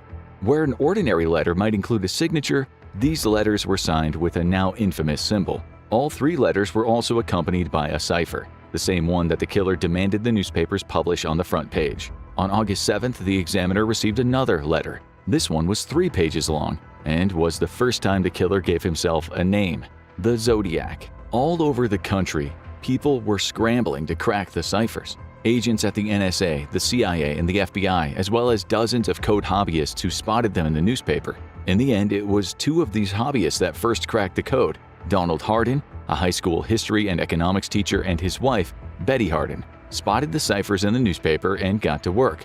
Donald's lifelong interest in cryptography combined with Betty's determination made them the perfect team. Within 20 hours, they managed to decode the ciphers. They cracked it on August 4, 1969, but it took them over a week to convince anyone to take them seriously. Finally, their decipherment was published on August 12, 1969. About half a month later, the Zodiac struck again on September 27, 1969. 20-year-old Brian Hartnell and 22-year-old Cecilia Shepard drove out to Lake Berryessa, a man-made lake 36 miles north of Vallejo. They arrived at 4 p.m. to enjoy the sunshine and a picnic by the lake. It seemed like a safe activity, picnicking in the middle of the day, like nothing could go wrong. But as they looked up, they saw a strange man approaching them, dressed in a costume with a black hood, like that of an executioner. The hood covered his chest and was emblazoned with the same symbol that the Zodiac had used to sign the letters. There was a slit for his mouth, allowing him to speak clearly, and he wore clip-on sunglasses over the hood, obscuring his eyes. With him, he had lengths of rope and a wooden sheath on his belt that concealed a large knife. The knife was not the only weapon he had either. He brandished a semi-automatic pistol which he held up, aiming the barrel at the couple. Then he spoke, "I want your money and your car keys. I want your car to go to Mexico." Brian immediately complied, handing over his car keys and all the money he had on him, which was less than $1. The masked man took the items from him, stuffed them into his pocket, and put the gun away. He continued to speak, explaining, "I'm an escaped convict from Deer Lodge, Montana. I've killed a prison guard there. I have a stolen car and nothing to lose. I'm flat broke." After speaking to them a little while longer, he held up the lengths of rope, hollow core plastic clothesline, cut into 3-foot lengths. He told Brian to lie face down on the ground so that he could tie him up. Brian argued at first, but allowed Cecilia to tie him up on the stranger's orders. Next, Cecilia was instructed to lie down and the stranger tied her up. He then redid the ropes on Brian, tightening them aggressively. They continued to speak as the sun began to set. As the area grew darker, so did the conversation, until the man in the mask finally said, "I'm going to have to stab you people." And he did. First he stabbed Brian in the back, then he stabbed Cecilia. As she struggled to get away from him, she rolled onto her back, so he stabbed her repeatedly in the front too. Brian's injuries were not enough to kill him right away, so he played dead, hoping the killer would be convinced enough to leave him there. The plan worked and the masked man tossed the money and the keys down on the picnic blanket and left. The demands for money and keys had been a ruse all along, and he had never planned to let the couple leave with their lives.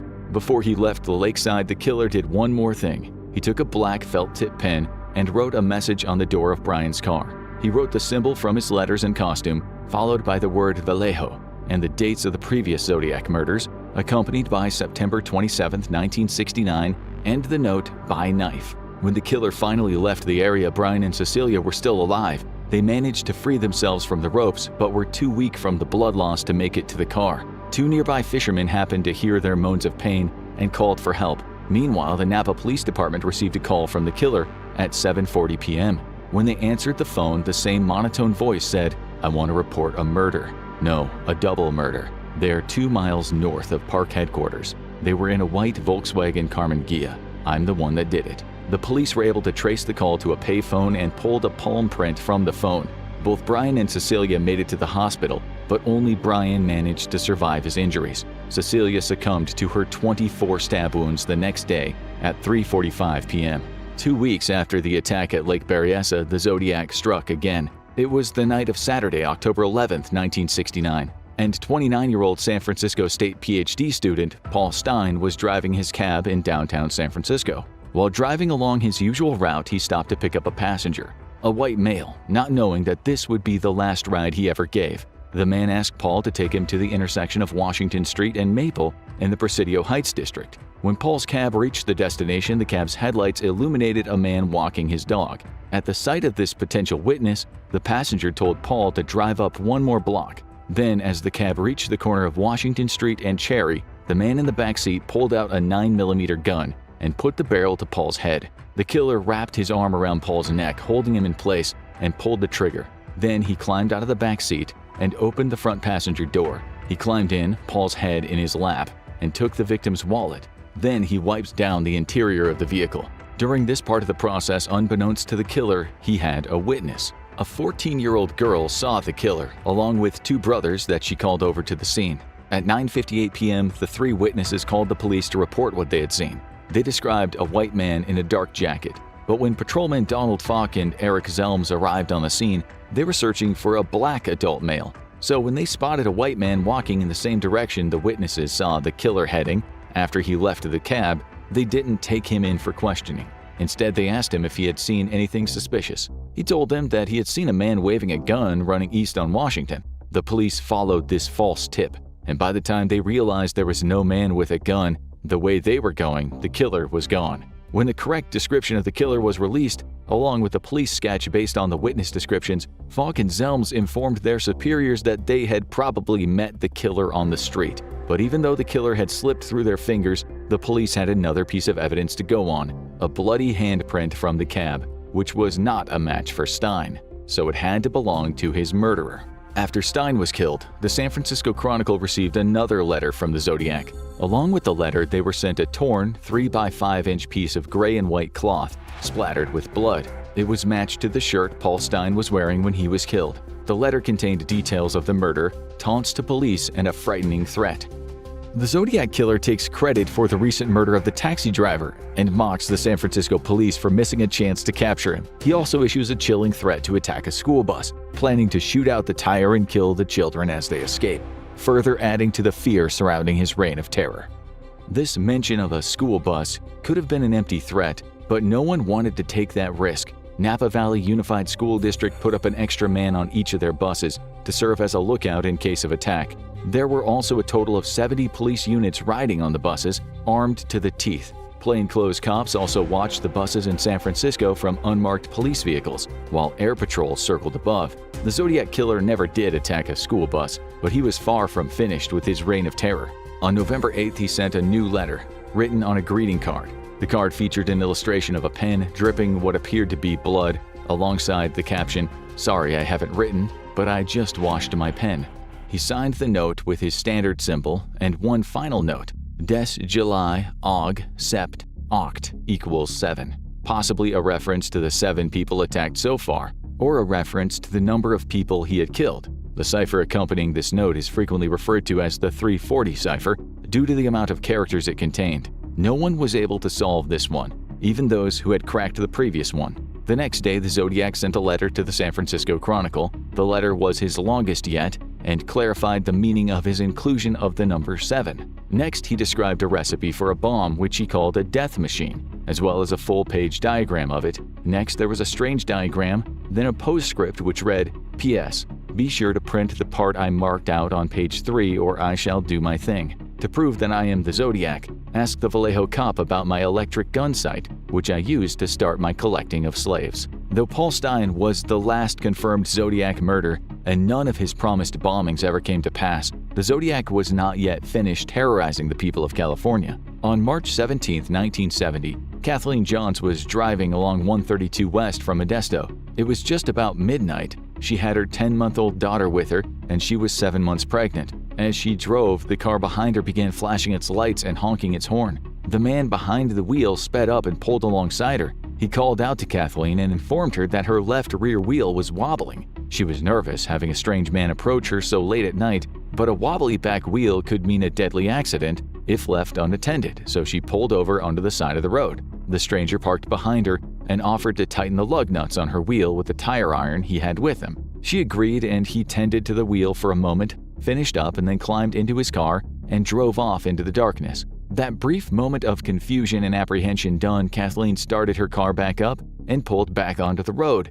But as she did, her left wheel came loose, falling off entirely. She didn't realize at the time, but rather than tightening the lug nuts, the man had removed them, leaving the wheel with nothing to hold it in place. The wolf in sheep's clothing masquerading as a rescuer had not gone far and reappeared just in time to offer the stranded Kathleen and her baby a ride to the nearest service station. It wasn't far, and Kathleen could see it at about a quarter of a mile down the road, but it would be better to accept the ride than try to make the walk in the dead of night, pregnant and with a baby in tow. So she joined the stranger in his car, in spite of her misgivings. Her stomach dropped as the man drove right past the service station, continuing onto the deserted farm roads beyond. Every few minutes he would slow, beginning to pull over, before course-correcting and getting back onto the road. The ride from hell continued for hours, as the man repeatedly told the trapped Kathleen, "You know I'm going to kill you, and you know you're going to die." It was when the man drove onto a freeway off-ramp that Kathleen spotted a chance to escape.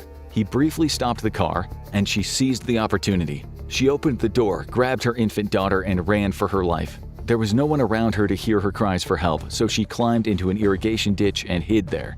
The stranger switched on a flashlight and began to search the area for his escaped victim. But before he could spot her, a trucker happened to be trying to exit the freeway. Unable to access the ramp, he slammed on his brakes and climbed out of his truck. He shouted at the man with the flashlight, demanding, "What the hell is going on?" The would-be killer panicked, jumped into his car, and sped away. The trucker offered to help Kathleen, but she was afraid to accept a ride from another strange man. In lieu of driving her, the trucker stayed with Kathleen until a woman drove their way. The woman gave Kathleen and her daughter a ride to a police station, where she reported the frightening attempted abduction. As she was making her report, she spotted a poster featuring the police sketch of the Zodiac Killer. There was little doubt in her mind that it was the same man who had threatened her life. The police searched the area and found her car. The back tire had been put back on, and then the car had been driven away from its original location and set on fire. In spring 1971, the correspondence finally dried up. The Zodiac stopped writing to the Chronicle, and imaginations were running wild. Had the Zodiac died? Been arrested for some unrelated crime? Was he injured or ill? In 1973, the investigation led all the way to the other side of the country, in Albany, New York. There, the office of the Albany Times-Union newspaper had received an envelope on August 1, 1973. In the spot where a return address would normally be written, there was simply a drawing of a circle with a cross over it, the classic Zodiac signal. In the letter, he denies rumors of his death and threatens to kill again, providing a cipher that reveals the name and location of his next victim at Albany Medical Center, with the ominous warning, "This is only the beginning."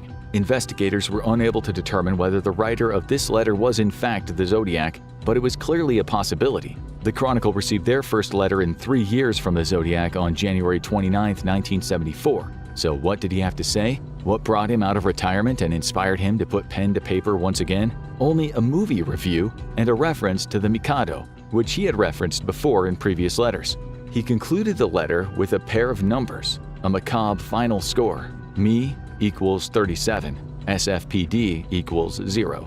Over the course of the Zodiac investigation, one question has eaten away at everyone who digs into the case. Who is the Zodiac? Who is the man behind the letters, the ciphers, and the mask, the murder spree? Some of the theories verge on the ridiculous, pointing the finger at other famous killers like Ted Kaczynski, the Unabomber, members of the Manson family, or the BTK killer. But there have been some credible suspects over the years, even if none of them ever led to an arrest or conviction. One of the most prominent suspects was Arthur Lee Allen, featured heavily in Robert Graysmith's books on the Zodiac. He was questioned by police twice, once in 1969 and then again in 1971, after a friend of Allen's told the authorities about some concerning statements that he had made. According to his friend, Allen had expressed a desire to kill and a specific interest in attaching a flashlight to a firearm, which the Zodiac had also done.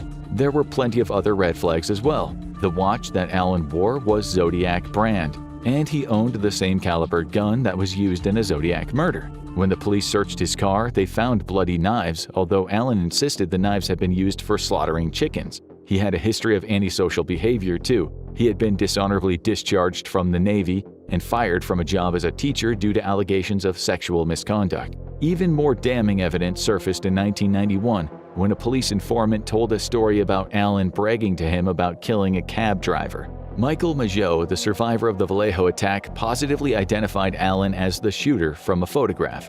But for every bit of seemingly ironclad evidence, there was a contradictory piece of evidence that seemed to exonerate Allen. He did not match the witness descriptions of the killer, and his fingerprints and palm print were not a match for those found in Paul Stein's cab and on one of the letters. In 2002, a partial DNA profile for the Zodiac was created from saliva on an envelope, and Allen's DNA was not a match for that either. His handwriting, both with his left and right hand, did not match up to the writing on the letters, and nothing incriminating was ever found when the police searched his home.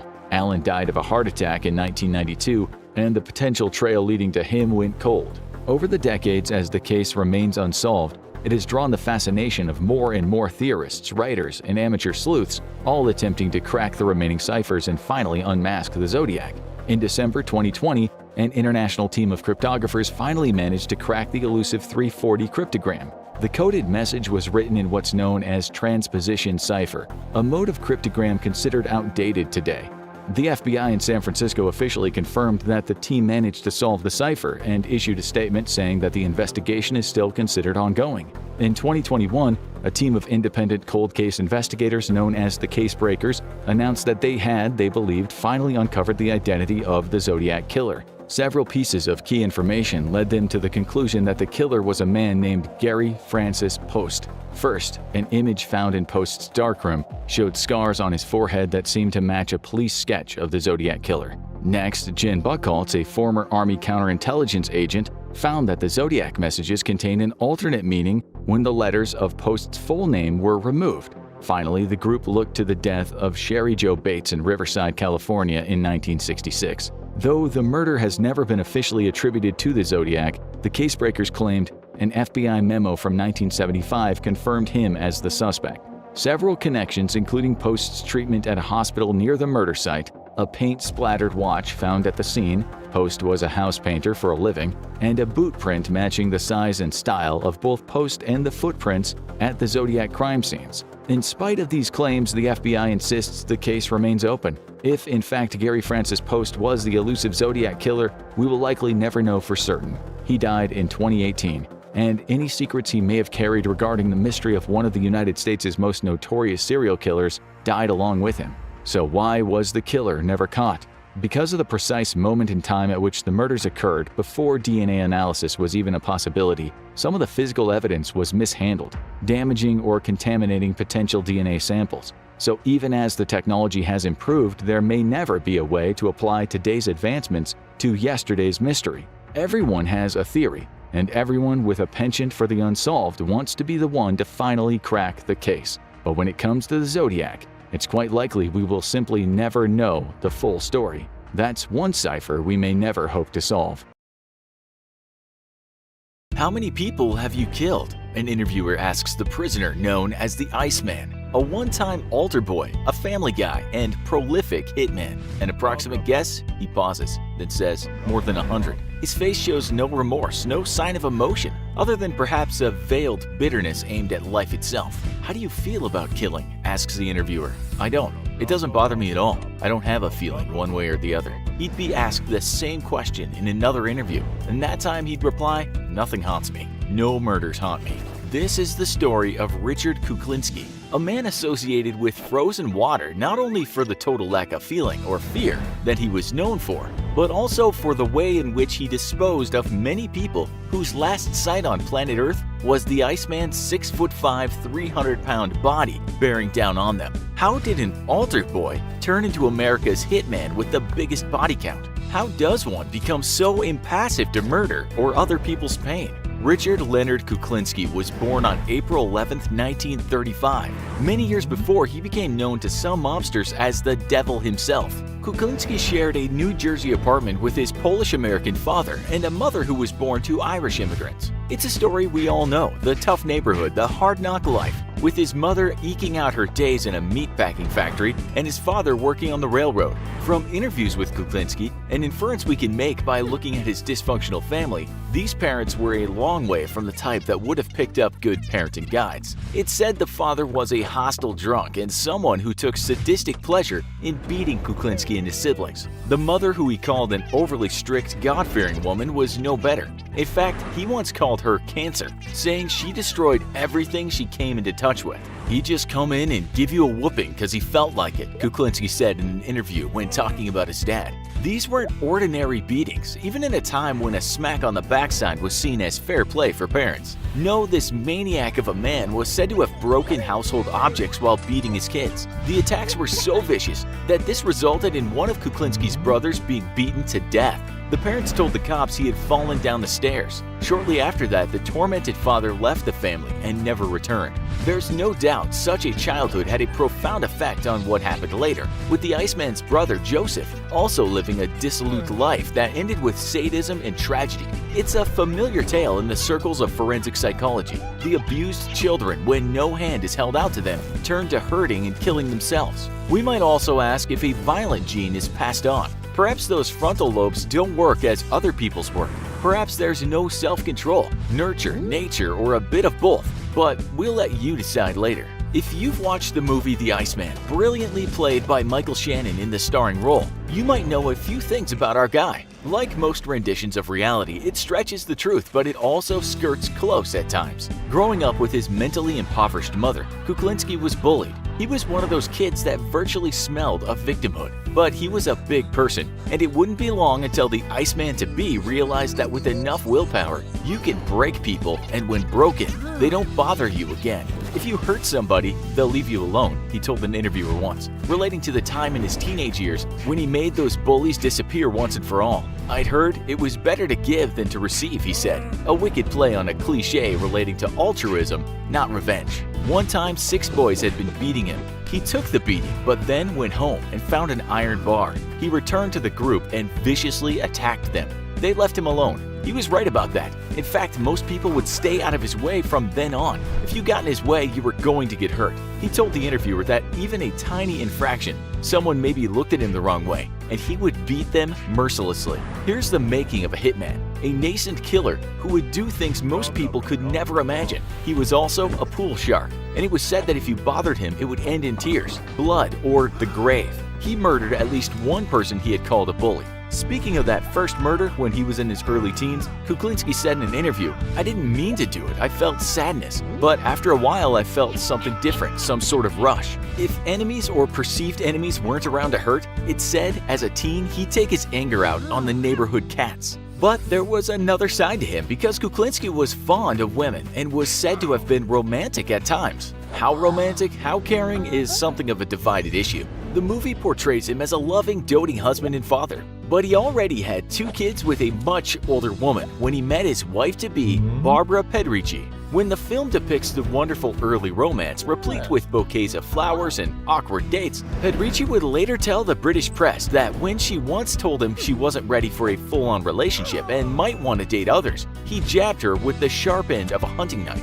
"I felt the blood running down my back," she told the press. Kuklinski then told her in no uncertain terms that she was his forever, and if she left him, she and her entire family were dead. It said he throttled her until she lost consciousness. This is somewhat different from the sweethearts in love we see in the movie. Nonetheless, she would never leave him out of fear or love. Well, that's open to interpretation. They had 3 kids, 2 girls and a boy. The family understood that here was a double personality. They even called him the good Richie and the bad Richie. The good version was a hard-working, committed father who would do anything for his family. The bad version disappeared for weeks on end. He broke noses and handed out black eyes. He even killed one of his daughter's dogs as a punishment because she came home late. This was a man with an almost inhuman rage, but also a man who could be a wonderful father and husband. Soon he was returning home with large amounts of money, which may have helped ameliorate those fears they all had of him flying into dangerous frenzies of anger. Nonetheless, they had barbecues, visited theme parks, made home videos, a lot of home videos, ate turkey at Thanksgiving. They were an average working middle-class American family. Mom's apple pie and church on Sunday. But then more money was coming in, and that's because Kuklinski had started working for the American mob. Apparently, some mob bosses had got the word out that there was a giant Polish-American man in town who showed little or no fear. If you did wrong by him, you lost your teeth or went missing. He was quite the asset for those kinds of people. As the kids were growing up, Kuklinski was taking care of people for the Genovese crime family. He also worked as a human disposal man for Newark's De Cavalcante crime family and the Gambinos of New York City. How did he dispose of people? Well, you name it. He had many methods. He later said in interviews he liked to be creative. One time he bought a crossbow, and because he really wanted to use it, he shot a random guy in the head with it. "I just wanted to see if it would work," he later said in an interview to the consternation of the reporter. He liked to hone his trade, it said, with one author saying murder for Richard became sport. The New York police came to believe that the bums were attacking and killing one another, never suspecting that a full-fledged serial killer from Jersey City was coming over to Manhattan's West Side for the purpose of killing people, to practice and perfect the craft of murder. We can't talk about every hit he did, as that would be tantamount to writing an encyclopedia, but we can discuss some of his more nefarious actions. Well, they were all dark. He told the media later that he enjoyed disposing of people in different ways: ice picks, knives, his hands, hammer, but he liked nothing more than using a nasal spray containing cyanide, not hay fever remedies. It didn't unblock people's noses, it undid their existence. This made less mess. You offed them anywhere you wanted and the cops just thought they had a heart attack victim. When he wasn't leaving bodies in parks or down alleys, he was taking them to a place where he could chop them up and refrigerate the parts. Sometimes he'd just freeze the whole body and then sometime later dump it. This was particularly smart because then the authorities could not determine the time of death, hence the name the Iceman. Although others will tell you he got his name because of his frigid demeanor. There's more ice to this story too. How did Bad Richie know about cyanide? He got this from a man known as Mr. Softy, real name Robert Prong. Prong was ex-military and very familiar with bombs and poisons and guns. He actually drove around in a Mr. Softy ice cream van, hence the nickname. Kuklinski would later recall his friendship with the hitman, saying he'd go around the neighborhoods and sell ice cream to the kids and maybe kill one of their fathers. But after teaching Kuklinski many methods of murder, Mr. Softy ended up being found in his van, shot several times in the head. Another notch for the Iceman. He did this, police suspect, because he was tying up loose ends. The cops at this time were onto him. It's also said, perhaps not true, that Mr. Softy had offered his services to take out Kuklinski's family, if Kuklinski took out his family. Lots of loose ends could be tied up if there were no families left. We're told that things had started to turn awry. For a long time, the Iceman had been in the services of mob boss Roy DeMeo. DeMeo had not only once handed a beating to Kuklinski, with his cronies of course, and humiliated him on several occasions, but there were rumors DeMeo was beginning to lose it and might end up ratting other mob bosses out. Kuklinski didn't need much encouragement to take his boss out. DeMeo was another victim, or at least this is what police thought. He never actually admitted to that. The movie depicts a couple of instances that are apparently true. One is when DeMeo first met Kuklinski and was impressed at how well he could take a beating. Like a man. We're told Kuklinski was later taken out for a ride in a car, and at some point, the mobster said, "Kill that man over there walking his dog." Kuklinski got out and did it, no problem. Not a big deal. He was hired. But the Polak never had a great relationship with DeMeo, and we might think that he was very happy to get rid of him, if of course he did. Surely he couldn't hide all this killing from his wife. Well, she later said in an interview, "I never questioned him. He would go out at all hours, money would flood in, but she knew better than to be too inquisitive." As for his friends, they all went missing too in the end, except just one according to the Iceman. "Anyone you killed you liked?" asked an interviewer. "All my friends are dead," was his sardonic reply, hinting that he had killed them. It's a long story, but his friends started to know his business, and that was dangerous. He actually did say that there was only one friend he didn't take out, but the rest were fair game. All these tales of gangs and murders often end. People got paranoid and started removing their fears one by one. The mob were doing it and Kuklinski was doing it, but the cops weren't far behind. And when one undercover agent got the Iceman to talk about fast and convenient ways to kill someone over the phone and to sign up for another contract, they swooped in. He was arrested in December of 1986 with many charges, including multiple murders and robbery. He was eventually sentenced to 2 life sentences, getting 30 years for killing a cop. It later turned out he had killed another mob boss too. He ended up in prison on the same wing as his brother, Joey. As we said earlier, Joey Kuklinski had gone the wrong way too. He was serving time for assaulting and then strangling to death a 12-year-old girl. He then threw her off a roof along with her pet dog. Did he regret any of the murders? Well, he usually said no. Then, in one interview, he said perhaps one regret was killing a man who had prayed to God in front of him to save his life. In his own words, Kuklinski said, "So I told him he could have half an hour to pray to God, and if God could come down and change the circumstances, he'd have that time. But God never showed up, and he never changed the circumstances, and that was that. It wasn't too nice. That's one thing. I shouldn't have done that one. I shouldn't have done it that way." His daughter, Merrick Kuklinski, later did some interviews with the press, saying the film was not close to reality in terms of their home life. She said she had loved her father and she was shocked to find out he had killed more than 100 people, some say close to 200. The large woman, standing almost 6 feet tall, said she has her dad's ashes. She showed the interviewer a card she had sent to her father while she was in prison. "Remember, Dad, you always left a light on for me. That warm light still shines in my heart," the card reads. "He denied us nothing," she said about her father. "He wanted his life to be like it was on television. He just didn't know how to get there." She said her mother was no angel herself, but her dad could fly into rages and they knew to stay away when that happened. She said he even told the kids once that if he ended up killing their mother in a rage, then he would have to kill them too. She said they knew he wasn't kidding, but he also confided in Merrick when she was just a kid. He told her about what happened with his abusive parents and even told her that he had killed people. He told me about the time he used a wooden clothing rod to beat to death another teenager who had been bullying him, she said. She concluded, saying she had loved him, but later knew he was a sick, demented man who had been abused and had not come to terms with that. Maybe if he'd gotten treatment, some or all of this could have been prevented. That thought haunts me every day, she said.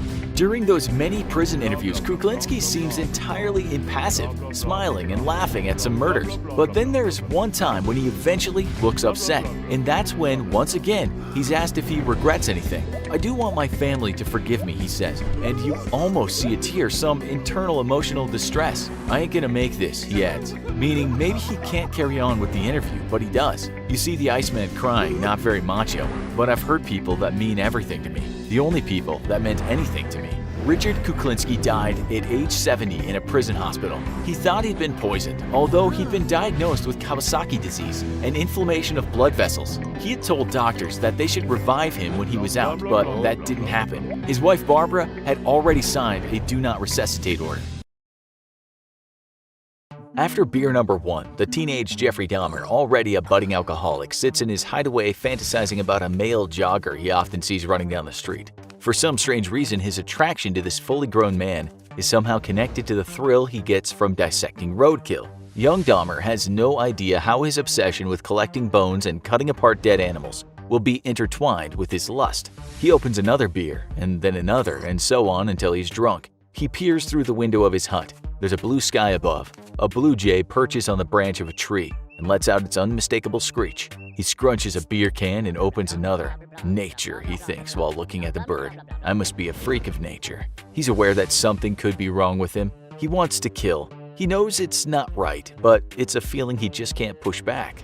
He gets his baseball bat and waits behind a bush for the jogger to run down that same route again. Young Jeff doesn't know what he'll do, not really. Maybe he'll knock him out, he thinks, and then keep the body. It just so happens that the man didn't jog that day. These were the warped thoughts of a boy that would become known as the Milwaukee Monster, a deserving epithet if there ever was one.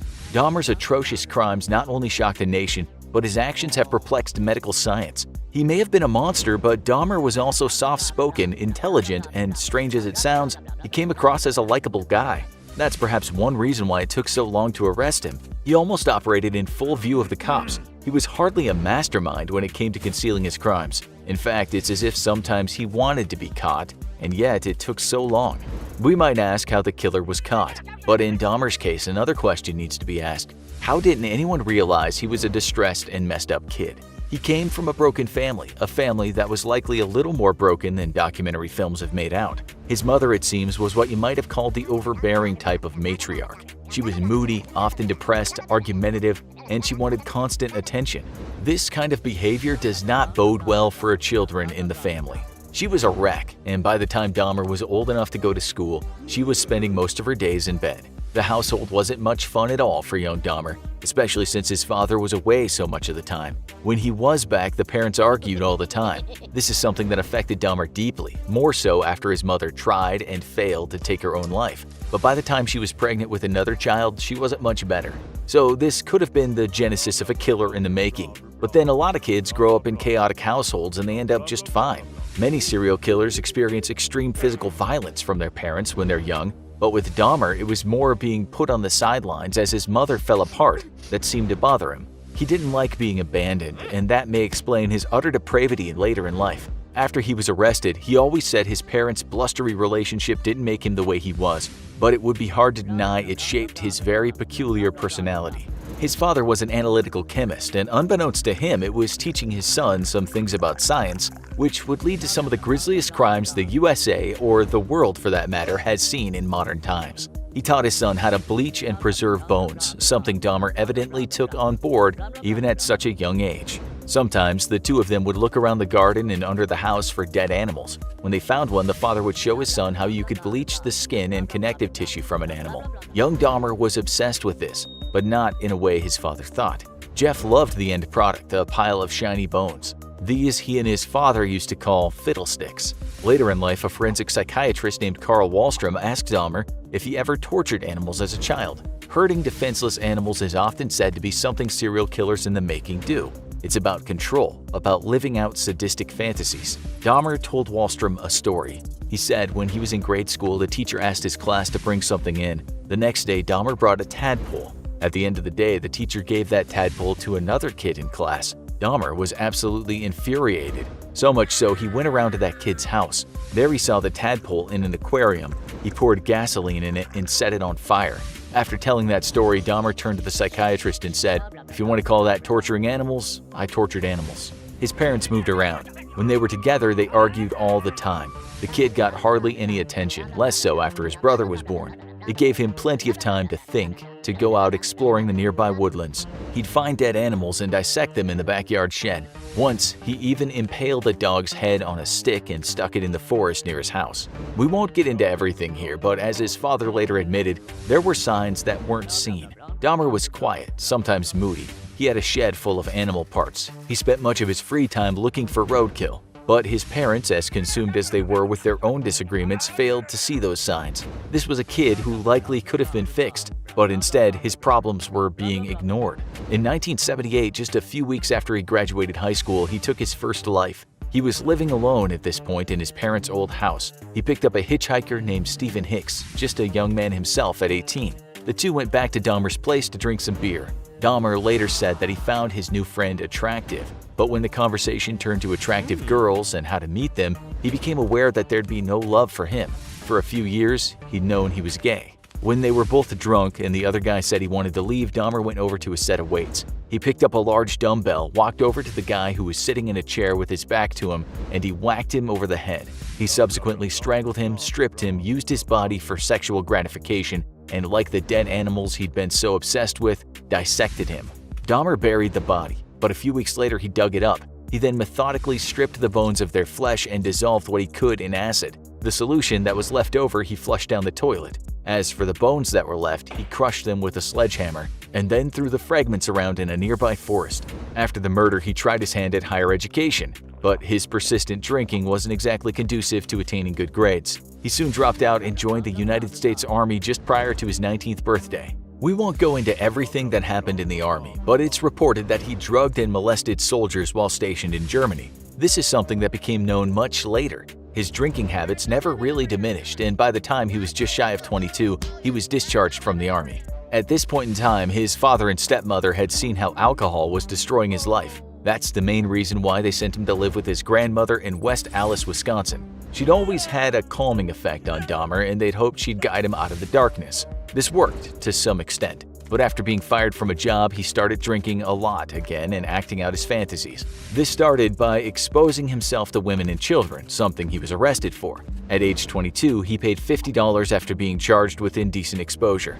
Soon after, he landed a job at a mixer at the Milwaukee Ambrosia Chocolate Factory, but his mind was far from settled. It was at this time he started thinking about control again, how he might enact his lurid fantasies on someone who could not say no. At first, he stole a mannequin and used that, but his grandmother was somewhat disturbed by the fact that he had one of those things stuffed into his wardrobe. She made him throw it out. So Dahmer, even more frustrated, was now looking for a human doll to play with. It was around that time that he started frequenting the local gay bars and discos, although his favorite places for finding men were bathhouses. He met men, and at times he had some good times with them, but he was never content because of the fact that they also had some control. If that's confusing, this is what he said after his arrest. "I trained myself to view people as objects of pleasure instead of people." His solution was to ply people with alcohol. Remember, he could drink a lot, so they would usually be the first to reach the point of passing out. He also dropped sleeping pills into their drinks when they weren't looking. It's thought he did this at least 12 times after meeting people in bathhouses.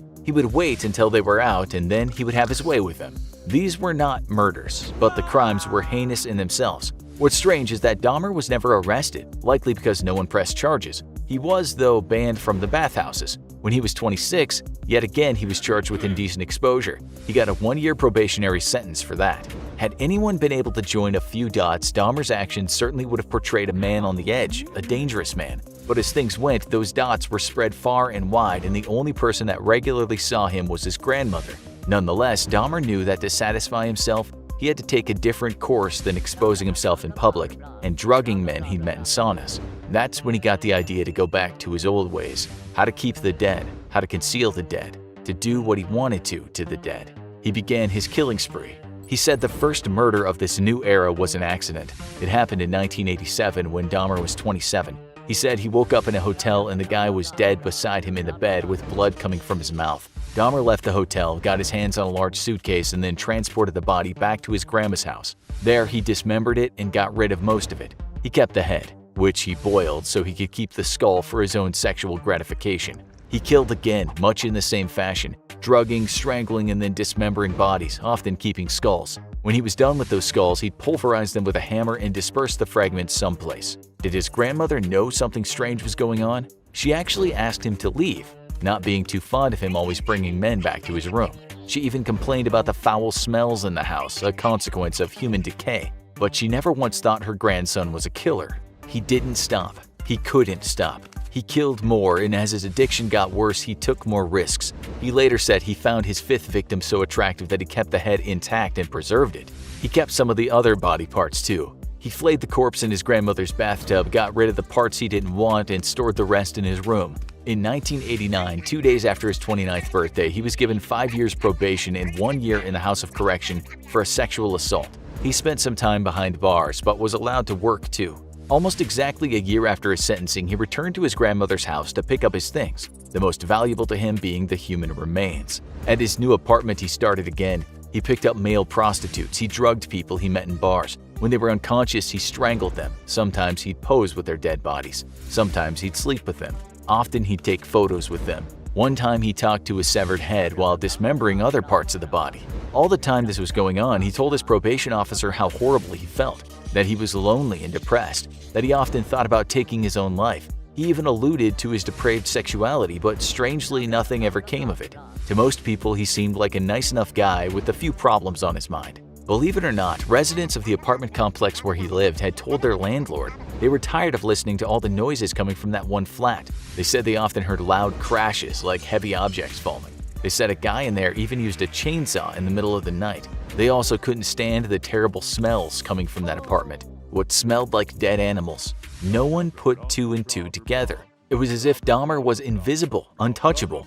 Then in 1991, something straight out of the darkest kind of horror story happened. Dahmer had lured a teenager to his apartment. This time, not only subdued the guy with drinks and pills, but when the victim was almost out, he drilled a hole in his skull and injected hydrochloric acid into the hole. It was Dahmer's belief that by putting the acid into the so-called executive suite, the part of the brain called the frontal cortex, he could turn him into a living zombie. He could have someone forever, but that person wouldn't rot like all of his other victims. He left the young man alone on the couch in his zombified state, drank some beer, and then went to a bar. When he returned home, he hoped his zombie would still be there. He wasn't. Dahmer looked for him and saw 3 women standing over him as he crouched in the street, looking awfully worse for wear. Dahmer tried to convince the women that he was the youth's friend, but they knew something was wrong. They told Dahmer they'd called the cops. The police turned up quite quickly, but after hearing Dahmer tell them he was the boyfriend of the youth, they believed him. Even when the women told them Dahmer had tried to kidnap the kid and it was evident he was bleeding from a certain orifice. A cop said to one of the women, "Shut the hell up." They wrote it down as a domestic dispute. As you'll see, this interaction in the street would later cause problems for the police. This is yet another time Dahmer should have been caught. Given his background, this was one hell of a big clue. The cops walked Dahmer and the allegedly drunk boy back up to his apartment, where one of the police noticed a really foul odor. Little did he know that it was the decomposing body of a previous victim. When the cops were gone, Dahmer injected more hydrochloric acid into the head of the youth. This time, it killed him. He killed again, and he took his trophies again. With another man, he tried injecting water into the brain. That didn't create a zombie either. There were more murders and more of Dahmer doing despicable things with body parts. At this time, bits of people were piling up in that apartment. Police still hadn't linked any of the missing people to Dahmer. Then he met 32-year-old Tracy Edwards. This changed everything. He lured Edwards to his apartment too, but after struggling to get one handcuff on him, Edwards became suspicious. He noticed not only an oil drum but a disgusting smell pervading the place. Dahmer also had a tape of The Exorcist Part 3 playing. Suffice to say, things didn't look good. He knew he had to talk his way out of this. Dahmer then grabbed a knife. He told Edwards he wanted to take photos with him. He put his head against Edwards' chest, saying something about his heartbeat, and then in a calm tone said he was going to rip that heart out and eat it. Time passed, however, mostly because Edwards was able to keep a conversation going. When he had his chance, he punched Dahmer in the face and made a run for it. Out on the street, naked, almost hysterical, he jumped in front of a police car. Shouting at the cops, he said a crazed man had threatened to kill him. He showed them the handcuffs still attached to one of his hands. He told them he'd been captive for 5 hours. This time, the cops took it seriously. They had no idea. They couldn't have any idea of what they were about to find. First was a knife. Then one of them opened a drawer and pulled out some photographs. He almost fell back in shock. They were pictures of bodies, some dismembered, lying in certain poses. The cop went over to his partner and said, "These are for real." They then wrestled Dahmer to the floor, whereupon Dahmer managed to squeeze out the words, "For what I did, I should be dead." Once in restraints, he showed them why. He opened the fridge door. Inside was a human head. Personnel from the Milwaukee County Medical Examiner's Office were soon on the scene working with the Milwaukee Police Department to photograph the apartment. They found a bunch of tools that could be used for dismembering bodies. They also found 7 skulls, some of them painted. Elsewhere, there were 4 human heads, 3 partially skeletonized bodies, a human heart, and what was described as large muscle fillets packaged in plastic bags. They found little food, and so it looked to them that Dahmer had been eating the bodies. The so-called fillets were all frozen, just like little packages of pork. So there were the body parts. There were the drugs he used to sedate people. There were the photos, and there were the tools Dahmer had used. Forensic pathologists were soon able to say what the cause of death was with some of the victims, and they were able to make identifications. They discovered the skulls into which Dahmer had drilled, understanding what kind of injury that had caused. At this point, no one knew much about Dahmer, but when questioned, he told police he tried to create zombie sex slaves by lobotomizing his victims. He didn't deny what he'd done, and instead gave information that helped police identify his victims. Out of the 11 bodies found in his apartment, 4 could be identified with fingerprints. Other victims' IDs were at the apartment. The rest could be identified through dental records. Later, activists say the reason the police work had been shoddy was because of the fact that the victims had been gay. The majority of the victims had also been African American. On top of that, some people said because most of the victims had been poor, it was a case of the less dead gone missing, meaning police don't work as hard when the victims are folks who live on the margins of society. But it was the 14-year-old who police had helped Dahmer take back to his apartment that really got the public angry. That's why there were headlines like this: "Anger building over role of police in Dahmer case." The boy was Laotian. 2 of the women who tried to help him were black, which led people to say the white police officers hadn't paid enough attention to them out of some harbored racism. They believed Dahmer instead, who, as you know, killed the kid shortly after. The cop later defended himself, saying there was just nothing that stood out, or we would have seen it. "I've been doing this for a while, and usually if something stands out, you'll spot it. There just wasn't anything there." On February 15, 1992, Dahmer was sentenced to 15 consecutive life terms in prison. Another life sentence was later added on. In total, he killed 17 people. At the end of 1994, while serving time in prison, Dahmer was attacked by a man in the bathroom of the gym. He was bludgeoned with a metal bar to the point of death, and he did die shortly after in the hospital. The guy that killed him, also in for murder, later said Dahmer didn't make a single noise throughout the assault. When Dahmer's mother was approached by the media, she said, "Now is everybody happy? Now that he's bludgeoned to death, is that good enough for everyone?" For a lot of Americans, it was a fitting end to a terrible story. No, Infographics didn't do one of its rare goofs again. This video really is about Jack the Stripper, the British serial killer who terrorized London during the 1960s, 75 years after the infamous Jack the Ripper evaded police. The first body was found early on the morning of June 17, 1959, when 2 coppers came across the body of a young woman. The woman had her clothes ripped open and clearly been strangled, with her underwear and shoes missing. The woman was ID'd as Elizabeth Figg, known to locals to work as a prostitute in the area. When it came to the killer, the only lead the bobbies could drum up was from a nearby pub owner who had seen a pair of headlights in the area early in the morning, then saw the headlights click off and shortly after heard a woman scream. With no leads, the Rosers gave up the case, writing off the murder as just yet another tragic lady of the night being killed off by a bad John. However, almost 4 years later, a second body would be discovered in a similar condition in the same area as Figg's. This body would be identified as Gwyneth Reese, also a sex worker. Reese had also been stripped of her clothes, but her body had been decapitated with a shovel, likely after death. With two bodies in the same condition so close together, the Bill knew that they had a serial killer on their hands, and this time they wouldn't have to wait long for their next victim. Hannah Tailford, yet another prostitute, turned up along the banks of the River Thames a year later, also stripped of her clothes. Tailford even had several false teeth ripped out, and her underwear was discovered shoved down her throat. Investigators believe that she had been strangled to death after the underwear was forced down her throat.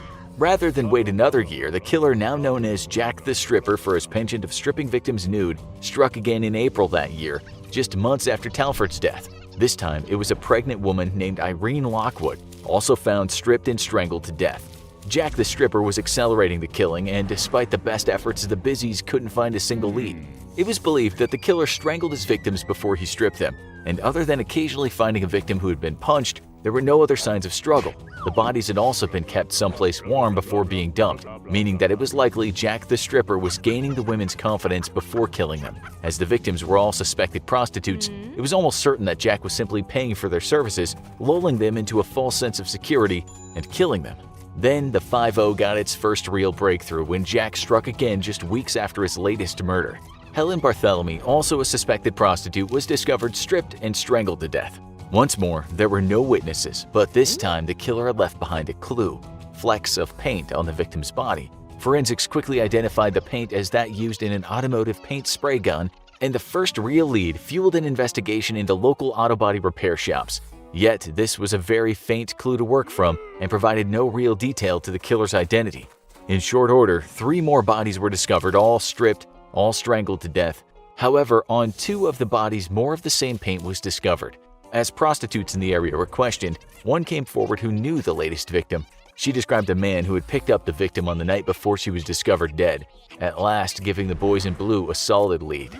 Police would launch an investigation that rounded up almost 7,000 men, all thoroughly interviewed. Their best lead, however, would be the paint found on the bodies, which was eventually matched with paint from a local body repair shop in the area. Given the shop's warmth from all the equipment, it was thought that the suspect must have been bringing the women here before killing them, which explained why the bodies had clearly been kept somewhere warm before being dumped. After thoroughly investigating all of the workers with access to the shop, though, investigators were no closer to nailing down a suspect, until they turned their attention to a local security guard. Mungo Ireland was a security guard who worked in the area and would have had access to the workshop.